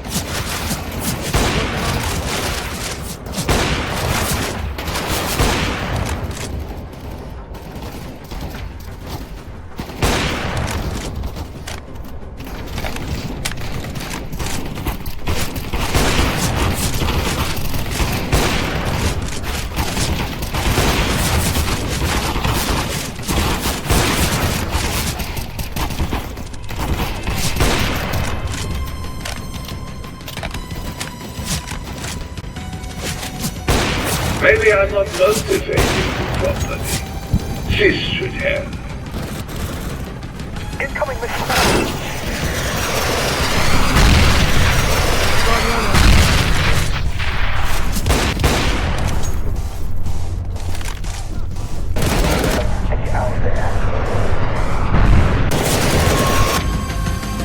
Almost there.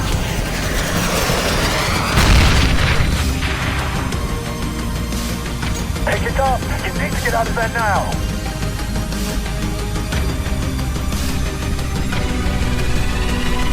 Come on. Once you get home, that sample is going to the lab straight away. Time to find out what Kriegeld is up to. After this begins Mission 2 of Operation Shattered Web. Now, for some reason, this map, like the second mission, is just so buggy. You have to enter commands to even kickstart it, because normally the game would just say back in the operation, oh, you did 1, let's start 2. but because the operation's over, you have to use the console. And it seems like you have to basically set it to mission 2 before it even starts. So like when it says waiting for warm-up, that's when you should put in the commands to go ahead and reset the mission so it will play mission 2. Doing this seemed to fix the bugs, because believe me, when we first started it up, it was indeed buggy. The virus diffuser will keep you safe as long as you stick together. Well, okay, it's... Search the area. My God. Okay, what the fuck? Everything is like bugged. Okay, hold on. I'm gonna exit, alright? I'm gonna exit. But anyway, mission 2 begins with Felix talking to us once again. Hello, operators. Sorry to keep you waiting.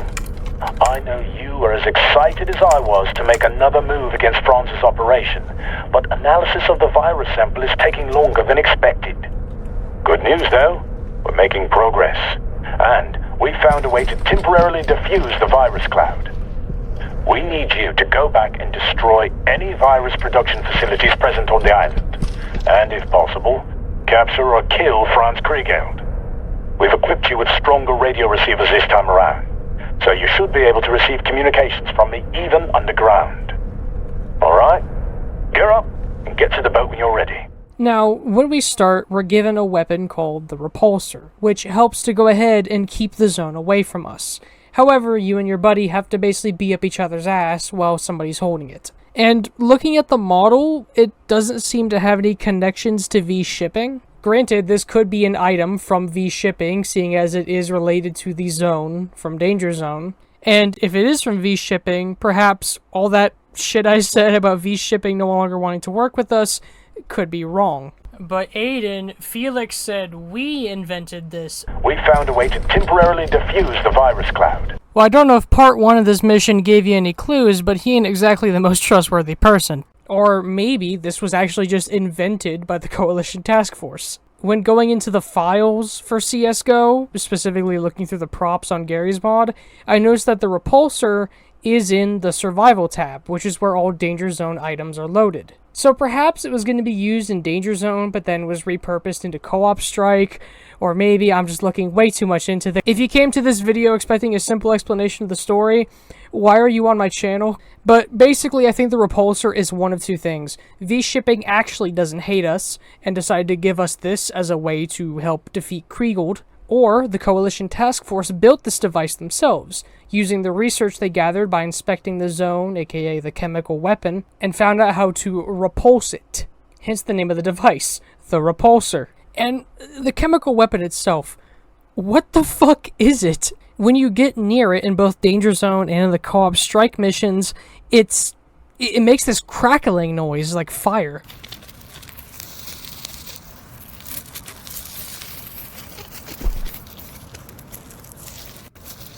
It causes anything behind it to become monochrome when you look at it. But the edges are red. It also kills you slowly when you're inside of it. And it kills any living organic thing, specifically organic. As we see at the beginning of this mission, when going near the coast, you can see just tons and tons of dead fish that died from the gas just lining along the coast. But around us is automated turrets. Get used to those, they start showing up way more in Co-op Strike.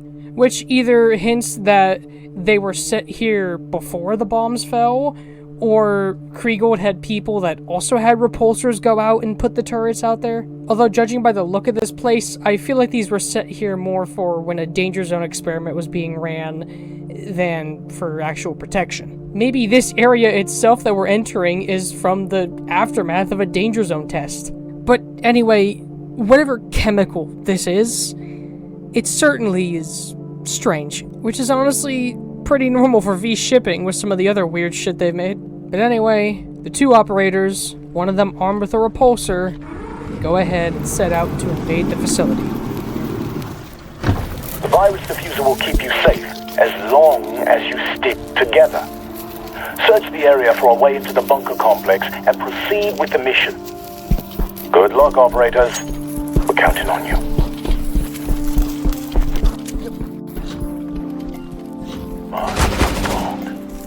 Just imagine what virus would do if it were unleashed on a population center.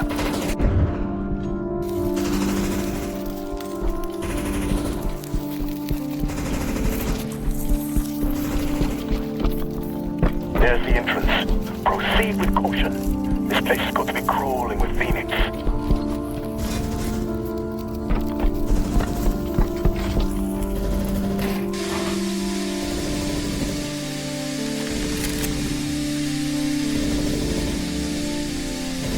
There's the fucking Strider sounds. Like, it sounds like Striders.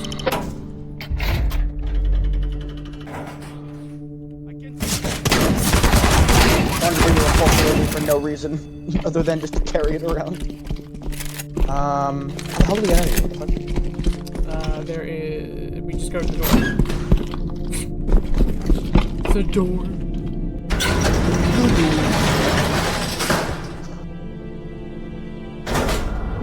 That door had a lock on it.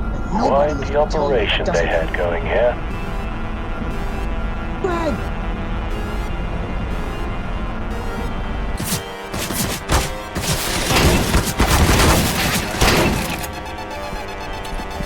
Maybe we were funding these guys in a foreign country and we gave them a little bit too much money.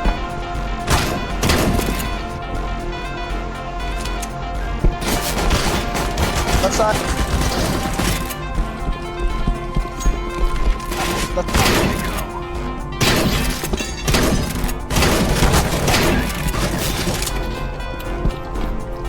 That or it calls it. I'm no expert, but that looks important. Historically speaking. Put that C4 to good use and blow it up.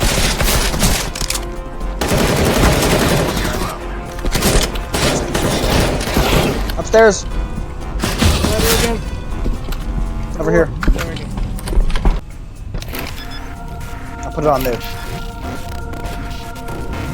Bomb has been planted.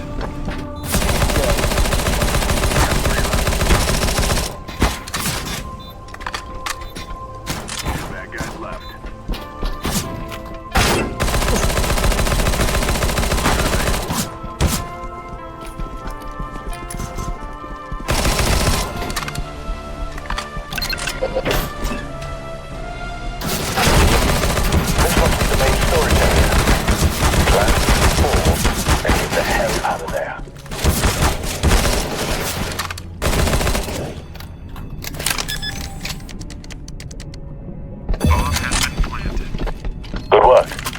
Head topside so we can start looking for Franz.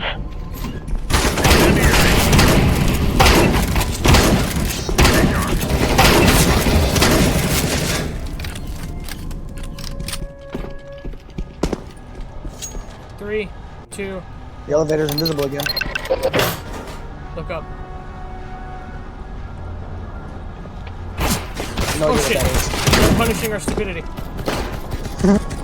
Left side, left side. Brother, they're everywhere. What do you mean?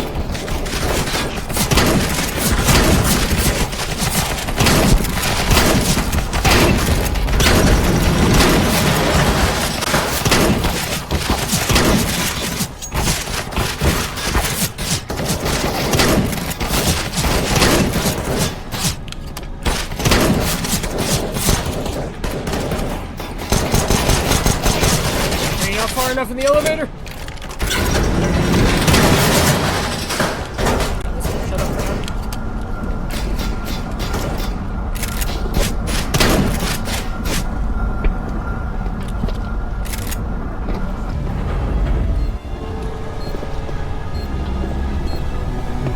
My friend, you didn't actually think you were escaping, did you?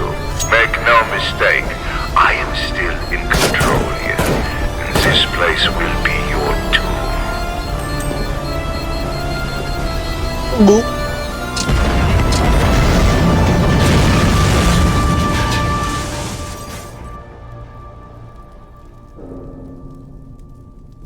Operators! Operators, come in!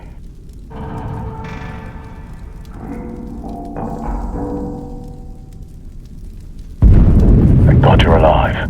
I was getting worried there for a minute. The elevator's out of service. Find another way out of there.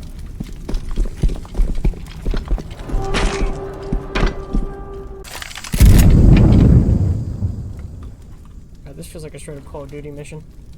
And like the best way. Oh, it does, yeah. Yeah, also the animation for us getting up is like the same one they use in Our Portal pest 2. problem has been dealt with. Cleanup crews are to report to Section Alpha immediately and initiate ventilation purge protocols. That is all. They're like, oh yeah, they also use it in Half-Life 2. That is just... We made one animation for getting up. Find a way to extinguish that. Right, here you go. You solve the problem. You got this. There we go. That should put it out. I think I made it bigger. Oh. No, that just made it worse. There must be some way to extinguish that fire. What is happening?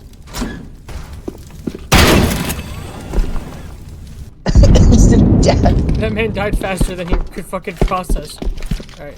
His brain genuinely didn't have enough time to fucking process that. Alright, here. Prepare to go deaf.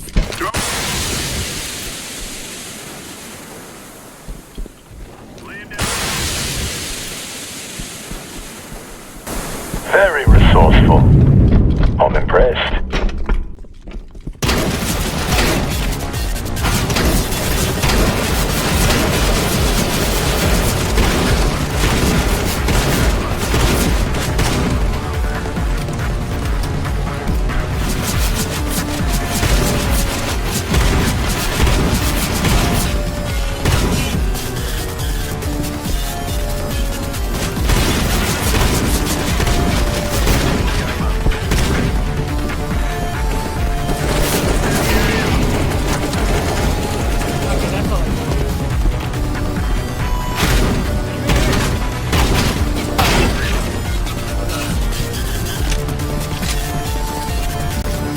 There's a guy here.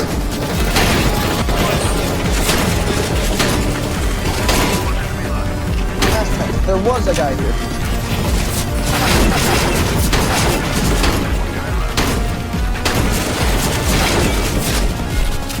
Is it okay if I torture you for this segment? There's no easy way to say this, but I think you'll have to cross that tunnel. Just trust me.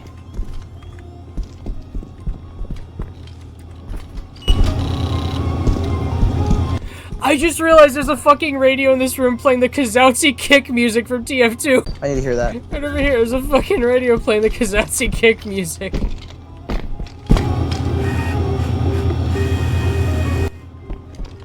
It's so quiet. It's yeah, I heard that barely out of the corner of my hearing.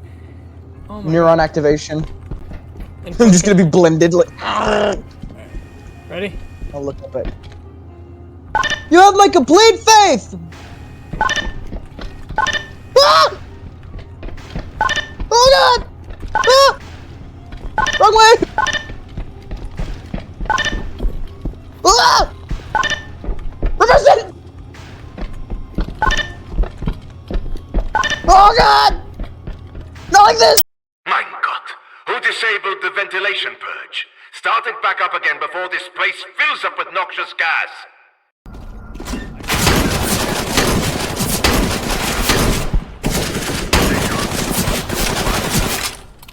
Hi, partner. What's the song on play? Is take your stereotypical video game shotgun and times it by 10. That motherfucker is only good if you're breathing down their neck. Oh, there's an R8 here if you want it. I don't have a HUD. Shit.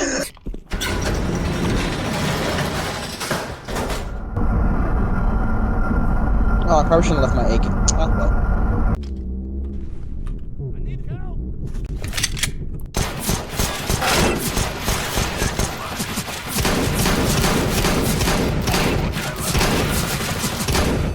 That must be Franz's office. Get up there and take him out. Well, look what crawled out of the basement. I must commend you. You are most resilient. Sadly, this is where your story comes to a close. Guards! Oh, if you get up close, you can tell. Kill them.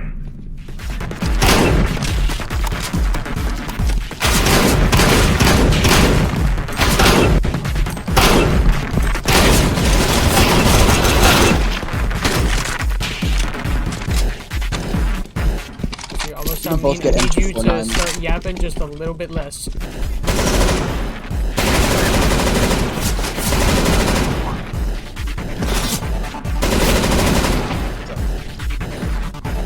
Felix has truly trained you well, but in the end, it's all for naught.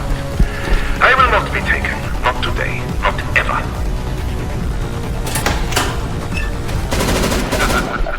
Oh, fun. But it's time for me to say goodbye. What? How did he get away? Search the area. He must be nearby.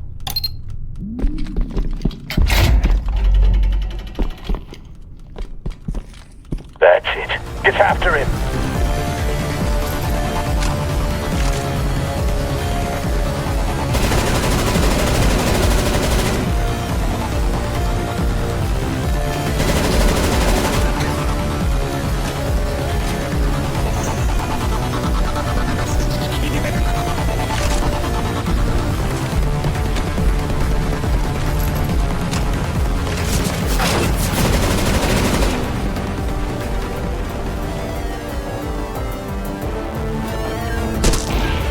He must be trying to get away in that boat. Take him out!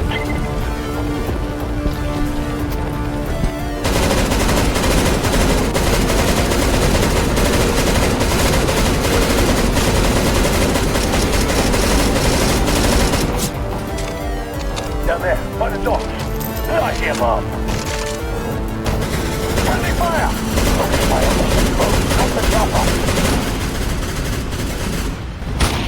Excellent. The fish can deal with whatever's left of him.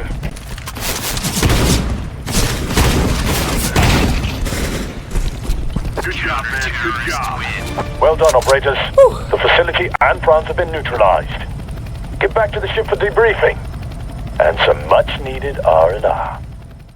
And with that, Kriegold is dead. By the way, there's something I want to bring up about the co-op missions that I really like, which allows Valve to not have to model these characters. You see, in any co-op mission where there's a character that isn't just the Phoenix members, they're often in a vehicle or hidden. In the first operation, when we went to go rescue Imogen, she was inside of an APC, so Valve didn't have to model her, just animate the APC, which is probably easier than animating a human being. And for Kriegold, they have that whole bait and switch of the target being in his chair, and then he himself is in a stealth boat, but because you're just gunning down the stealth boat, you don't see him. It also allows Valve to not have to make a really gory model of Kriegold after he just got gunned down and basically burnt to death. And now, one of the biggest supporters of the Phoenix is gone. This leaves only really one person left up for elimination. Valeria herself. And in Operation Broken Fang, that is exactly what we try to do. Good to see you back, operators. It's been a while since we've been back in the field, so we're going to start with a little recon mission. Phoenix convoys have been spotted moving in and out of a provincial farmstead, and seeing as Valeria probably hasn't taken an interest in agriculture, we need to know what's going on there. Investigate the farm, take note of anything odd, then pull out. Welcome to Operation Broken Fang. You can also mention how they have a nod to the old ammo system. Oh yeah, I could probably mention it. I have 90 gigabytes of, like, Gary's Mod things installed. You know what, never mind, we should be good. It will be nothing to add to the pile.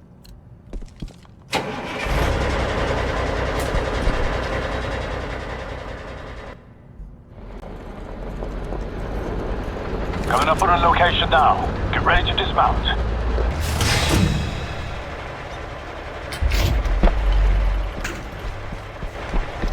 Follow the riverbed. Stay low and out of sight.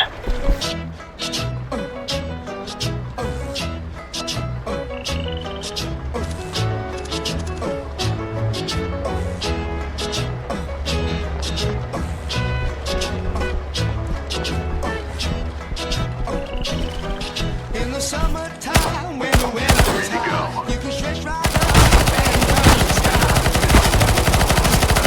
When you got women on your mind, have a drink, have a drive, go out and see what you can find. So much for the quiet approach. Move quickly on the farm. Everybody's rich, take her out for a meal. Everybody's boy, just do what you feel.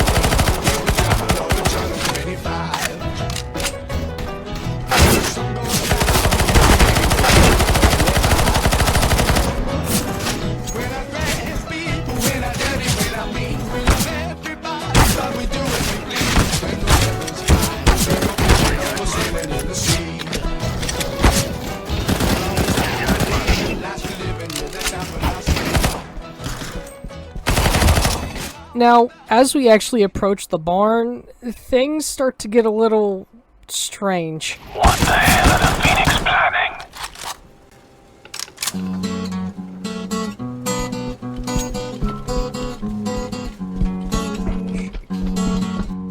Now that I think of that, that might be like maybe air filters or something up here. That might actually be. Could be air scrubbers. They almost always get.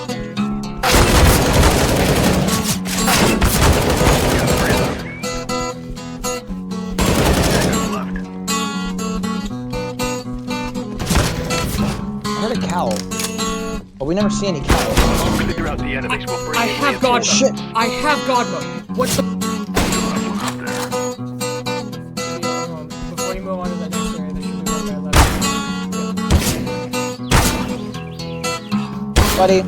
Buddy, you don't want to do this. Put down your gun. Put it down.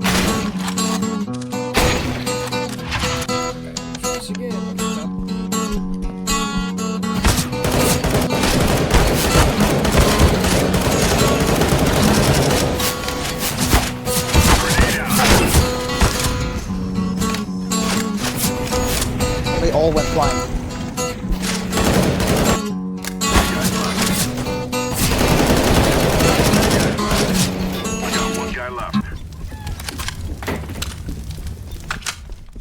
In the building. Yep.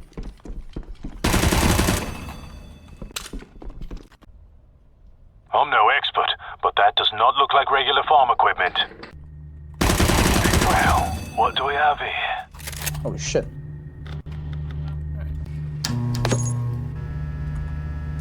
Guess we're going underground. We got a heavy up ahead.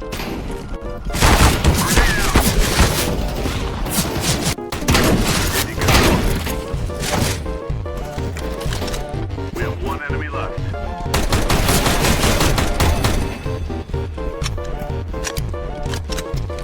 One, two,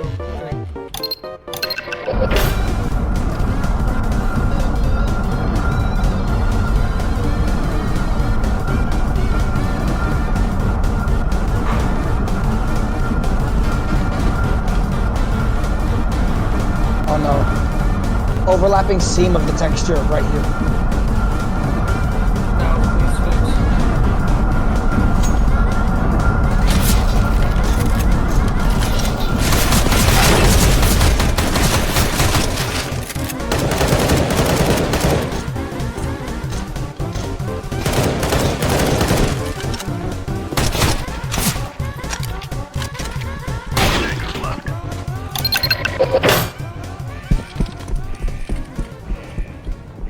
Okay, this is getting absurd.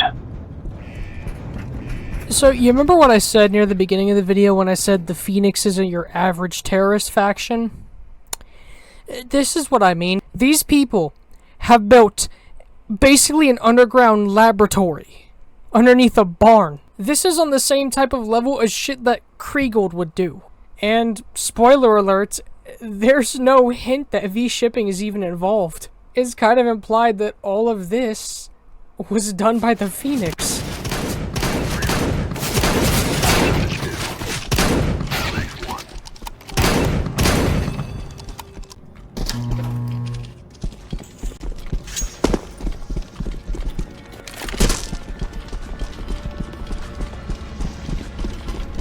Looks like the Phoenix are better financed than we thought.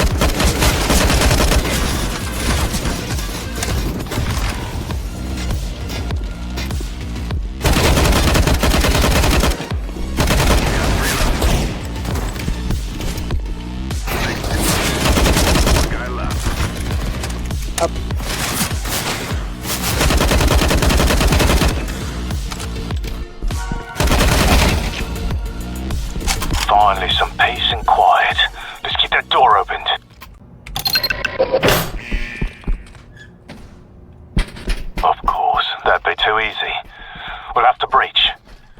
Do you bring any thermite charges with you?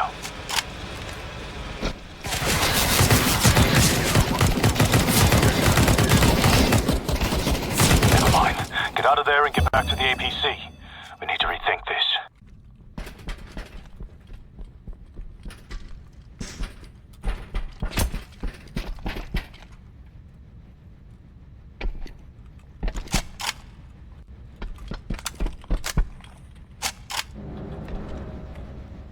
I love that video game logic. If you hold your knife, you're faster.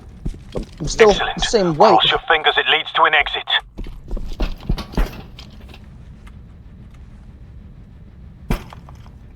Wait on you. There we go. Once we reach the top of this elevator shaft, we have probably one of the most difficult and challenging fights of the entire co-op strike map pool.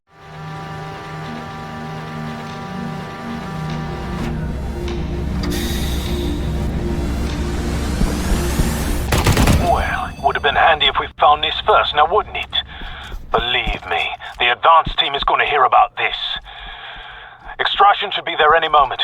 Let's get you back home and figure out a way to crack that door.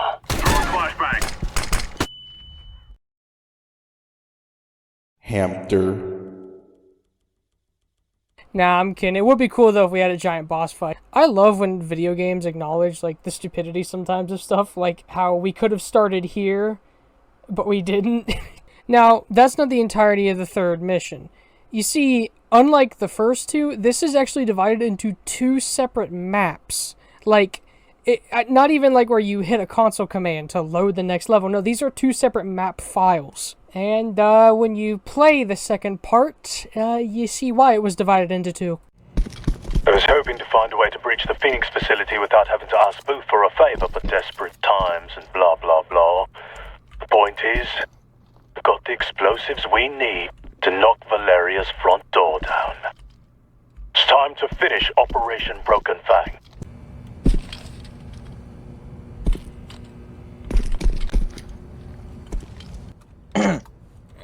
My fellow Americans, I do declare, I don't know where I am. This man is about to assassinate me.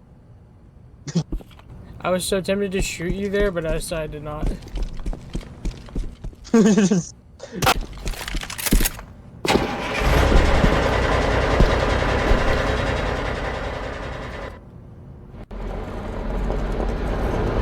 Coming up on a location now. Get ready to dismount.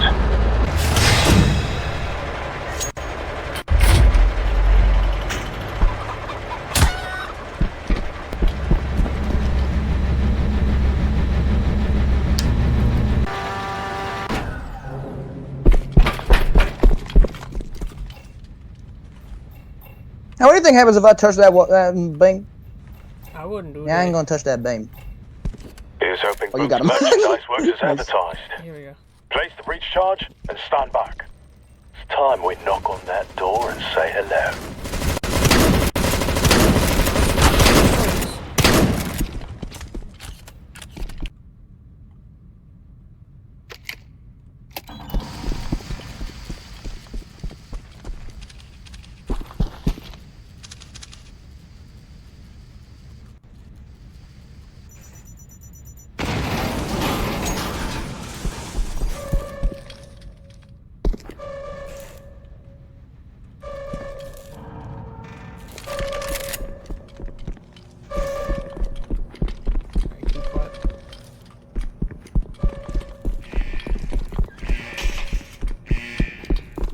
Well.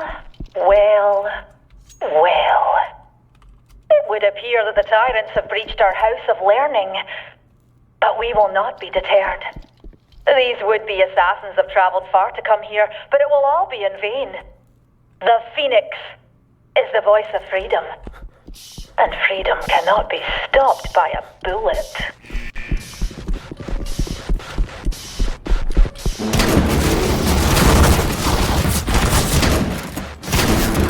Really suck.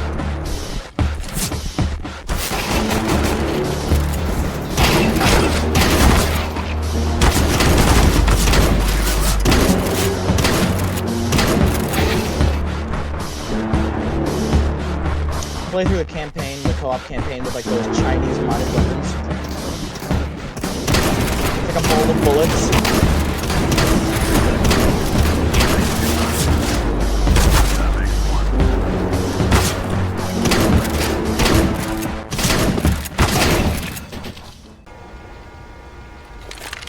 Yeah, it should be enough footage.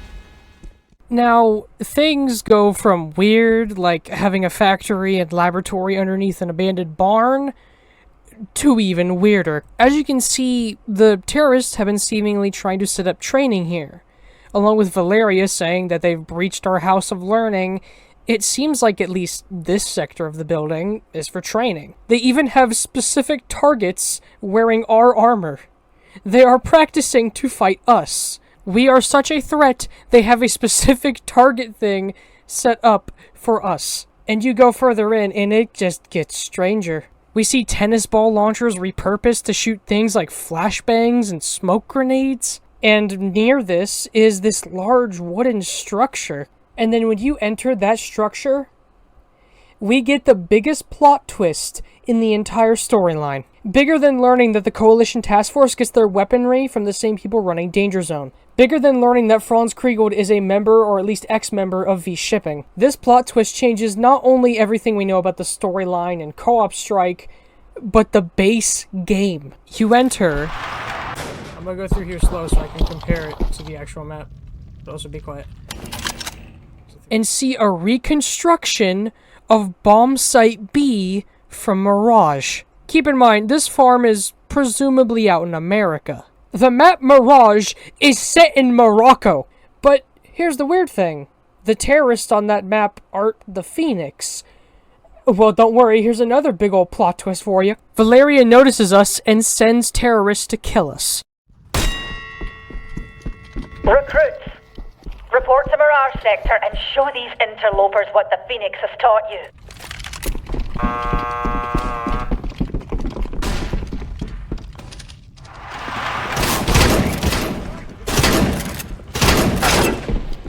And these terrorists aren't just Phoenix.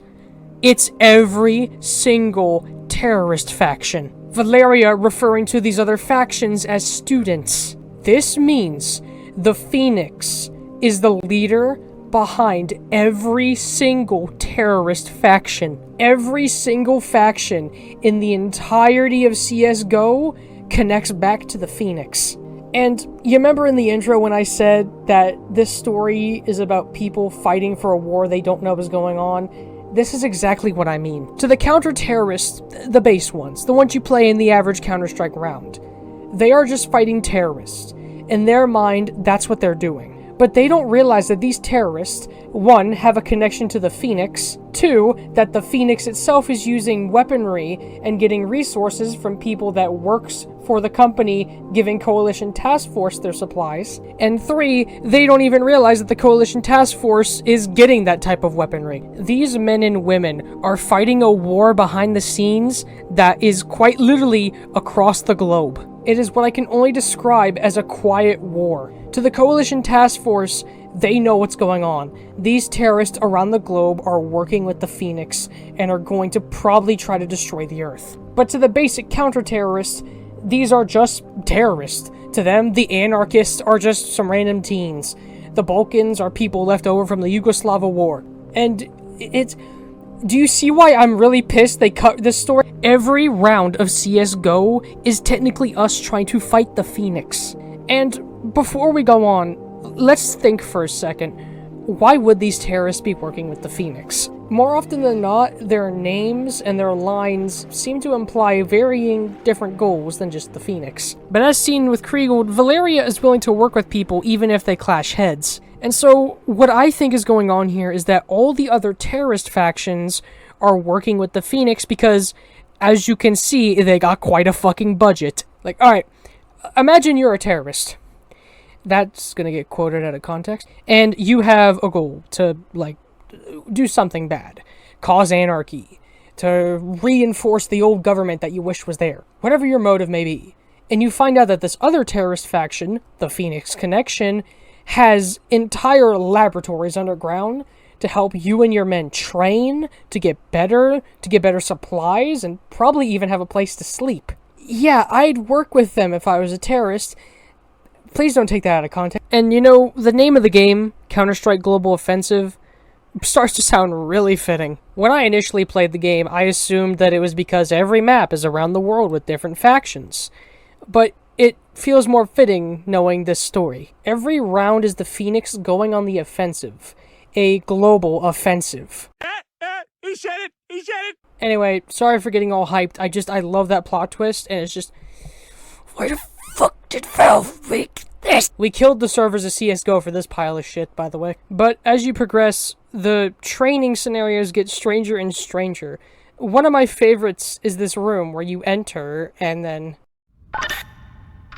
Oh, that's cool. And I presume it's to help teach your teammate how to navigate while being flashbanged should you have a partner that gets flashbanged. I don't know the exact scenario this training would come in handy, but I gotta admit it makes for a really cool puzzle. And I also really like how if you fuck up enough times, the path you have to take just becomes a straight line. Like Valeria just witnessed these people fuck up over and over again, and she's like, fuck it, just make them go left. Anyway, I'm gonna let the gameplay play a little bit and stop yapping for a moment. Confetti! Yeah, oh my god. So, the terrorists have a failsafe, for if there are people who are so rock-eatingly stupid they couldn't figure out how to walk forward, back, left, to right, that you can just walk in one direction and get out. Yeah.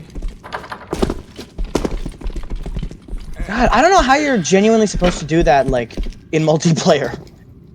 Like, the actual way, because it's so difficult. I think that's exactly why they added the failsafe. Because they realized, like, some people it might just take them way too long. I feel like if you could stream your video on Discord, I probably could have just watched it and cheesed it. Oh yeah, 100%. Alright, we gotta go... Not slow yet, but... We then stumble across another recreation of a bomb site.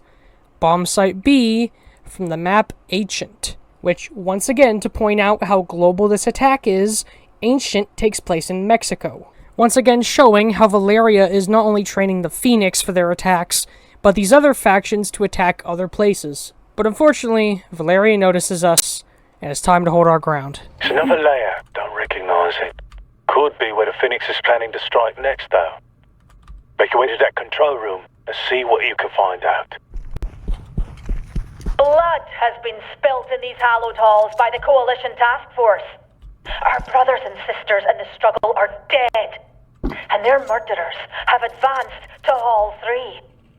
Greet them with the respect these monsters deserve.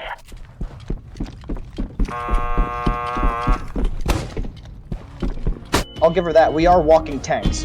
That is true. Oh my god. Watch out, sniper! Throwing grenade!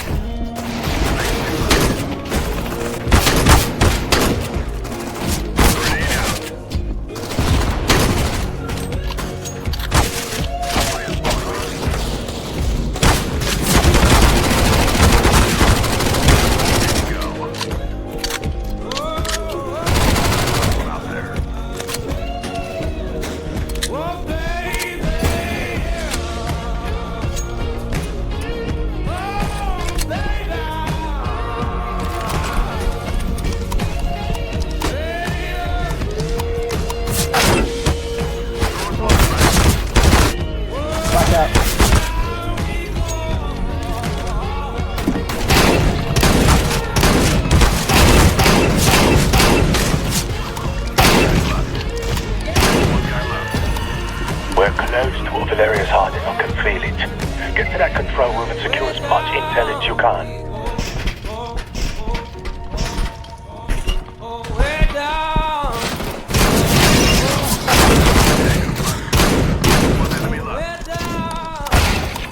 Search the room, grab any piece of intel you can find.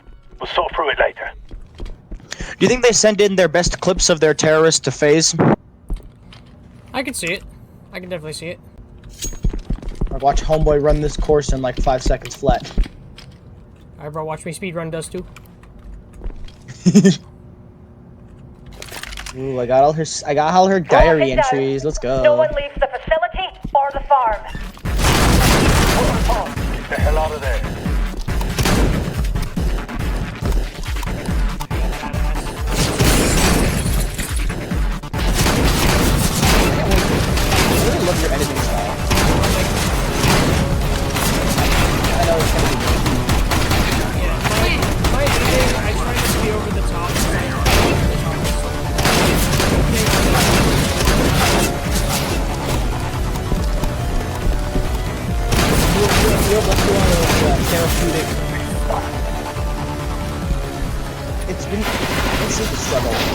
Ow, ow, ow, ow. Oh shit.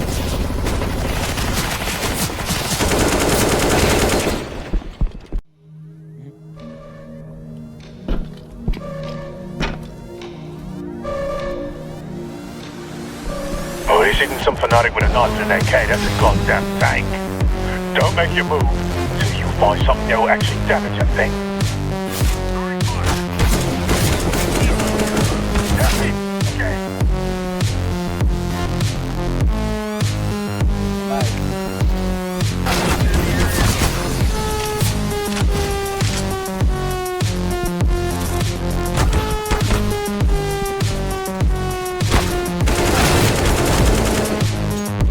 I was hoping for a rocket launcher or something, but since we can't blow up the tank, we're gonna have to set up a cook in a bastard drive.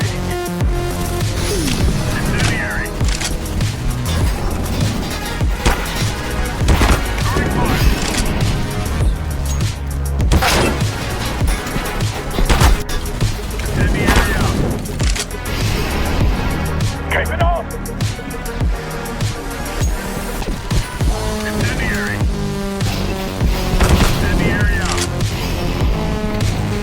Nice bit done!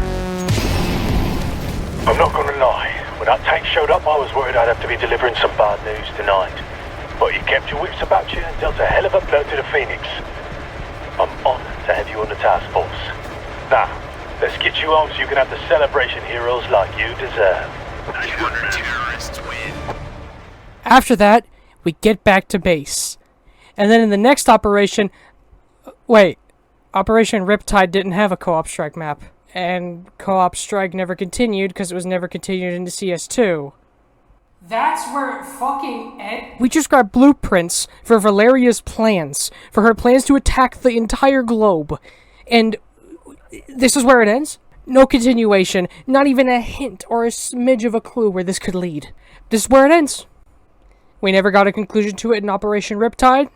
And at the rate the current updates are going, I don't think we're ever going to get another continuation to this. Counter-Strike. Once a Half-Life 1 deathmatch mod. Once one of the most successful esports in history. Once a game about terrorists fighting counter-terrorists has been reduced into a casino. The ruining of Counter-Strike, in my opinion, has a lot of issues. I've mentioned them in the intro, but to me, the biggest issue I find is this feeling of censorship.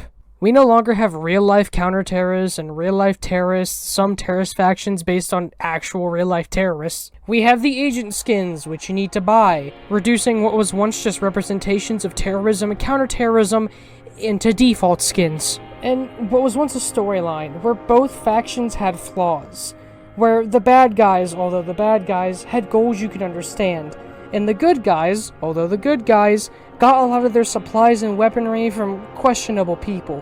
Which, fun fact, in the real world, that happens. Sometimes in the real world, counter-terrorists or the army will do fucked up things to keep the world safe. Terrorism, a crime that is disgusting and ends so many lives, is often done by people who feel that they have no other option in order to get their point across. This storyline has been erased. It's gone.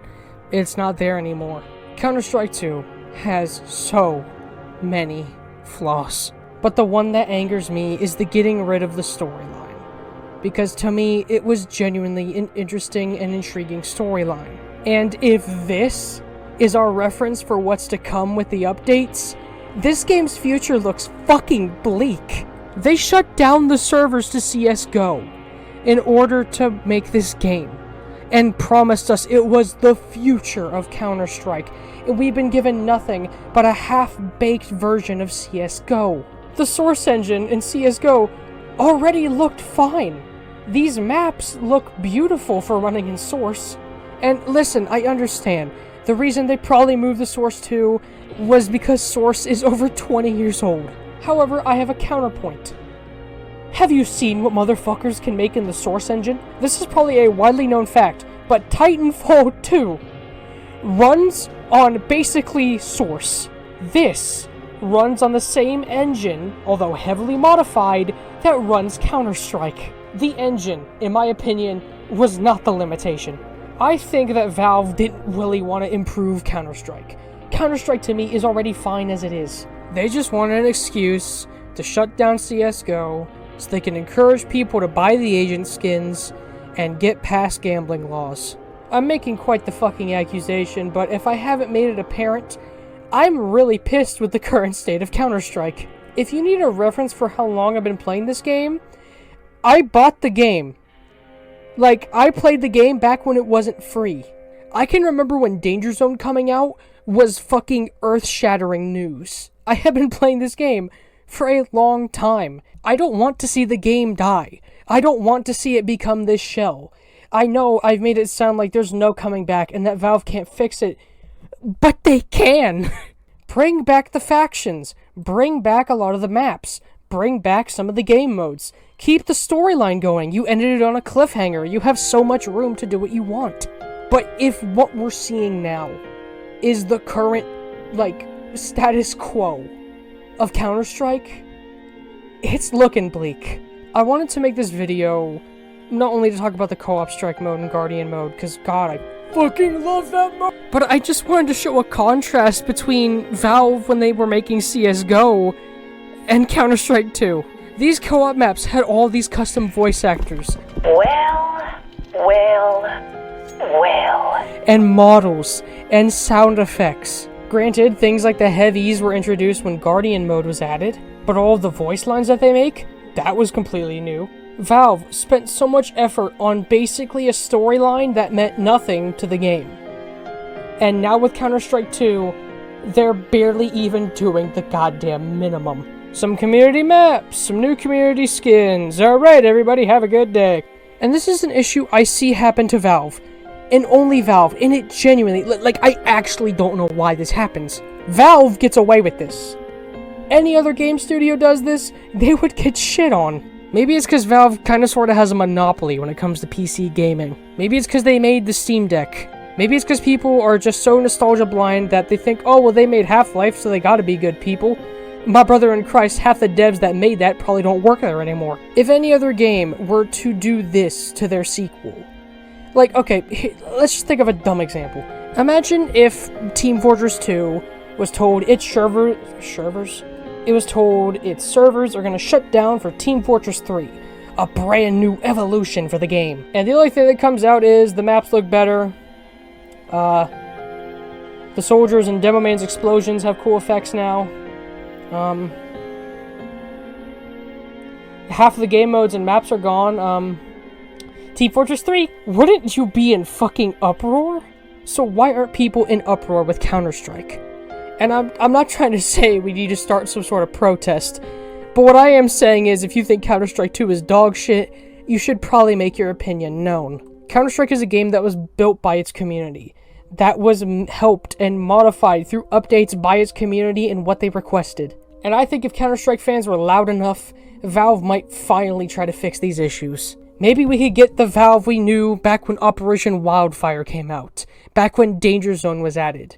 Those versions of Valve that were ambitious, that wanted to add new things to the game and make it better. Not the Valve that has made the most stupid gambling system I have ever seen in my life. To make a long story short, back when Co-op Strike and Guardian mode was added, it was a clear sign that Valve cared.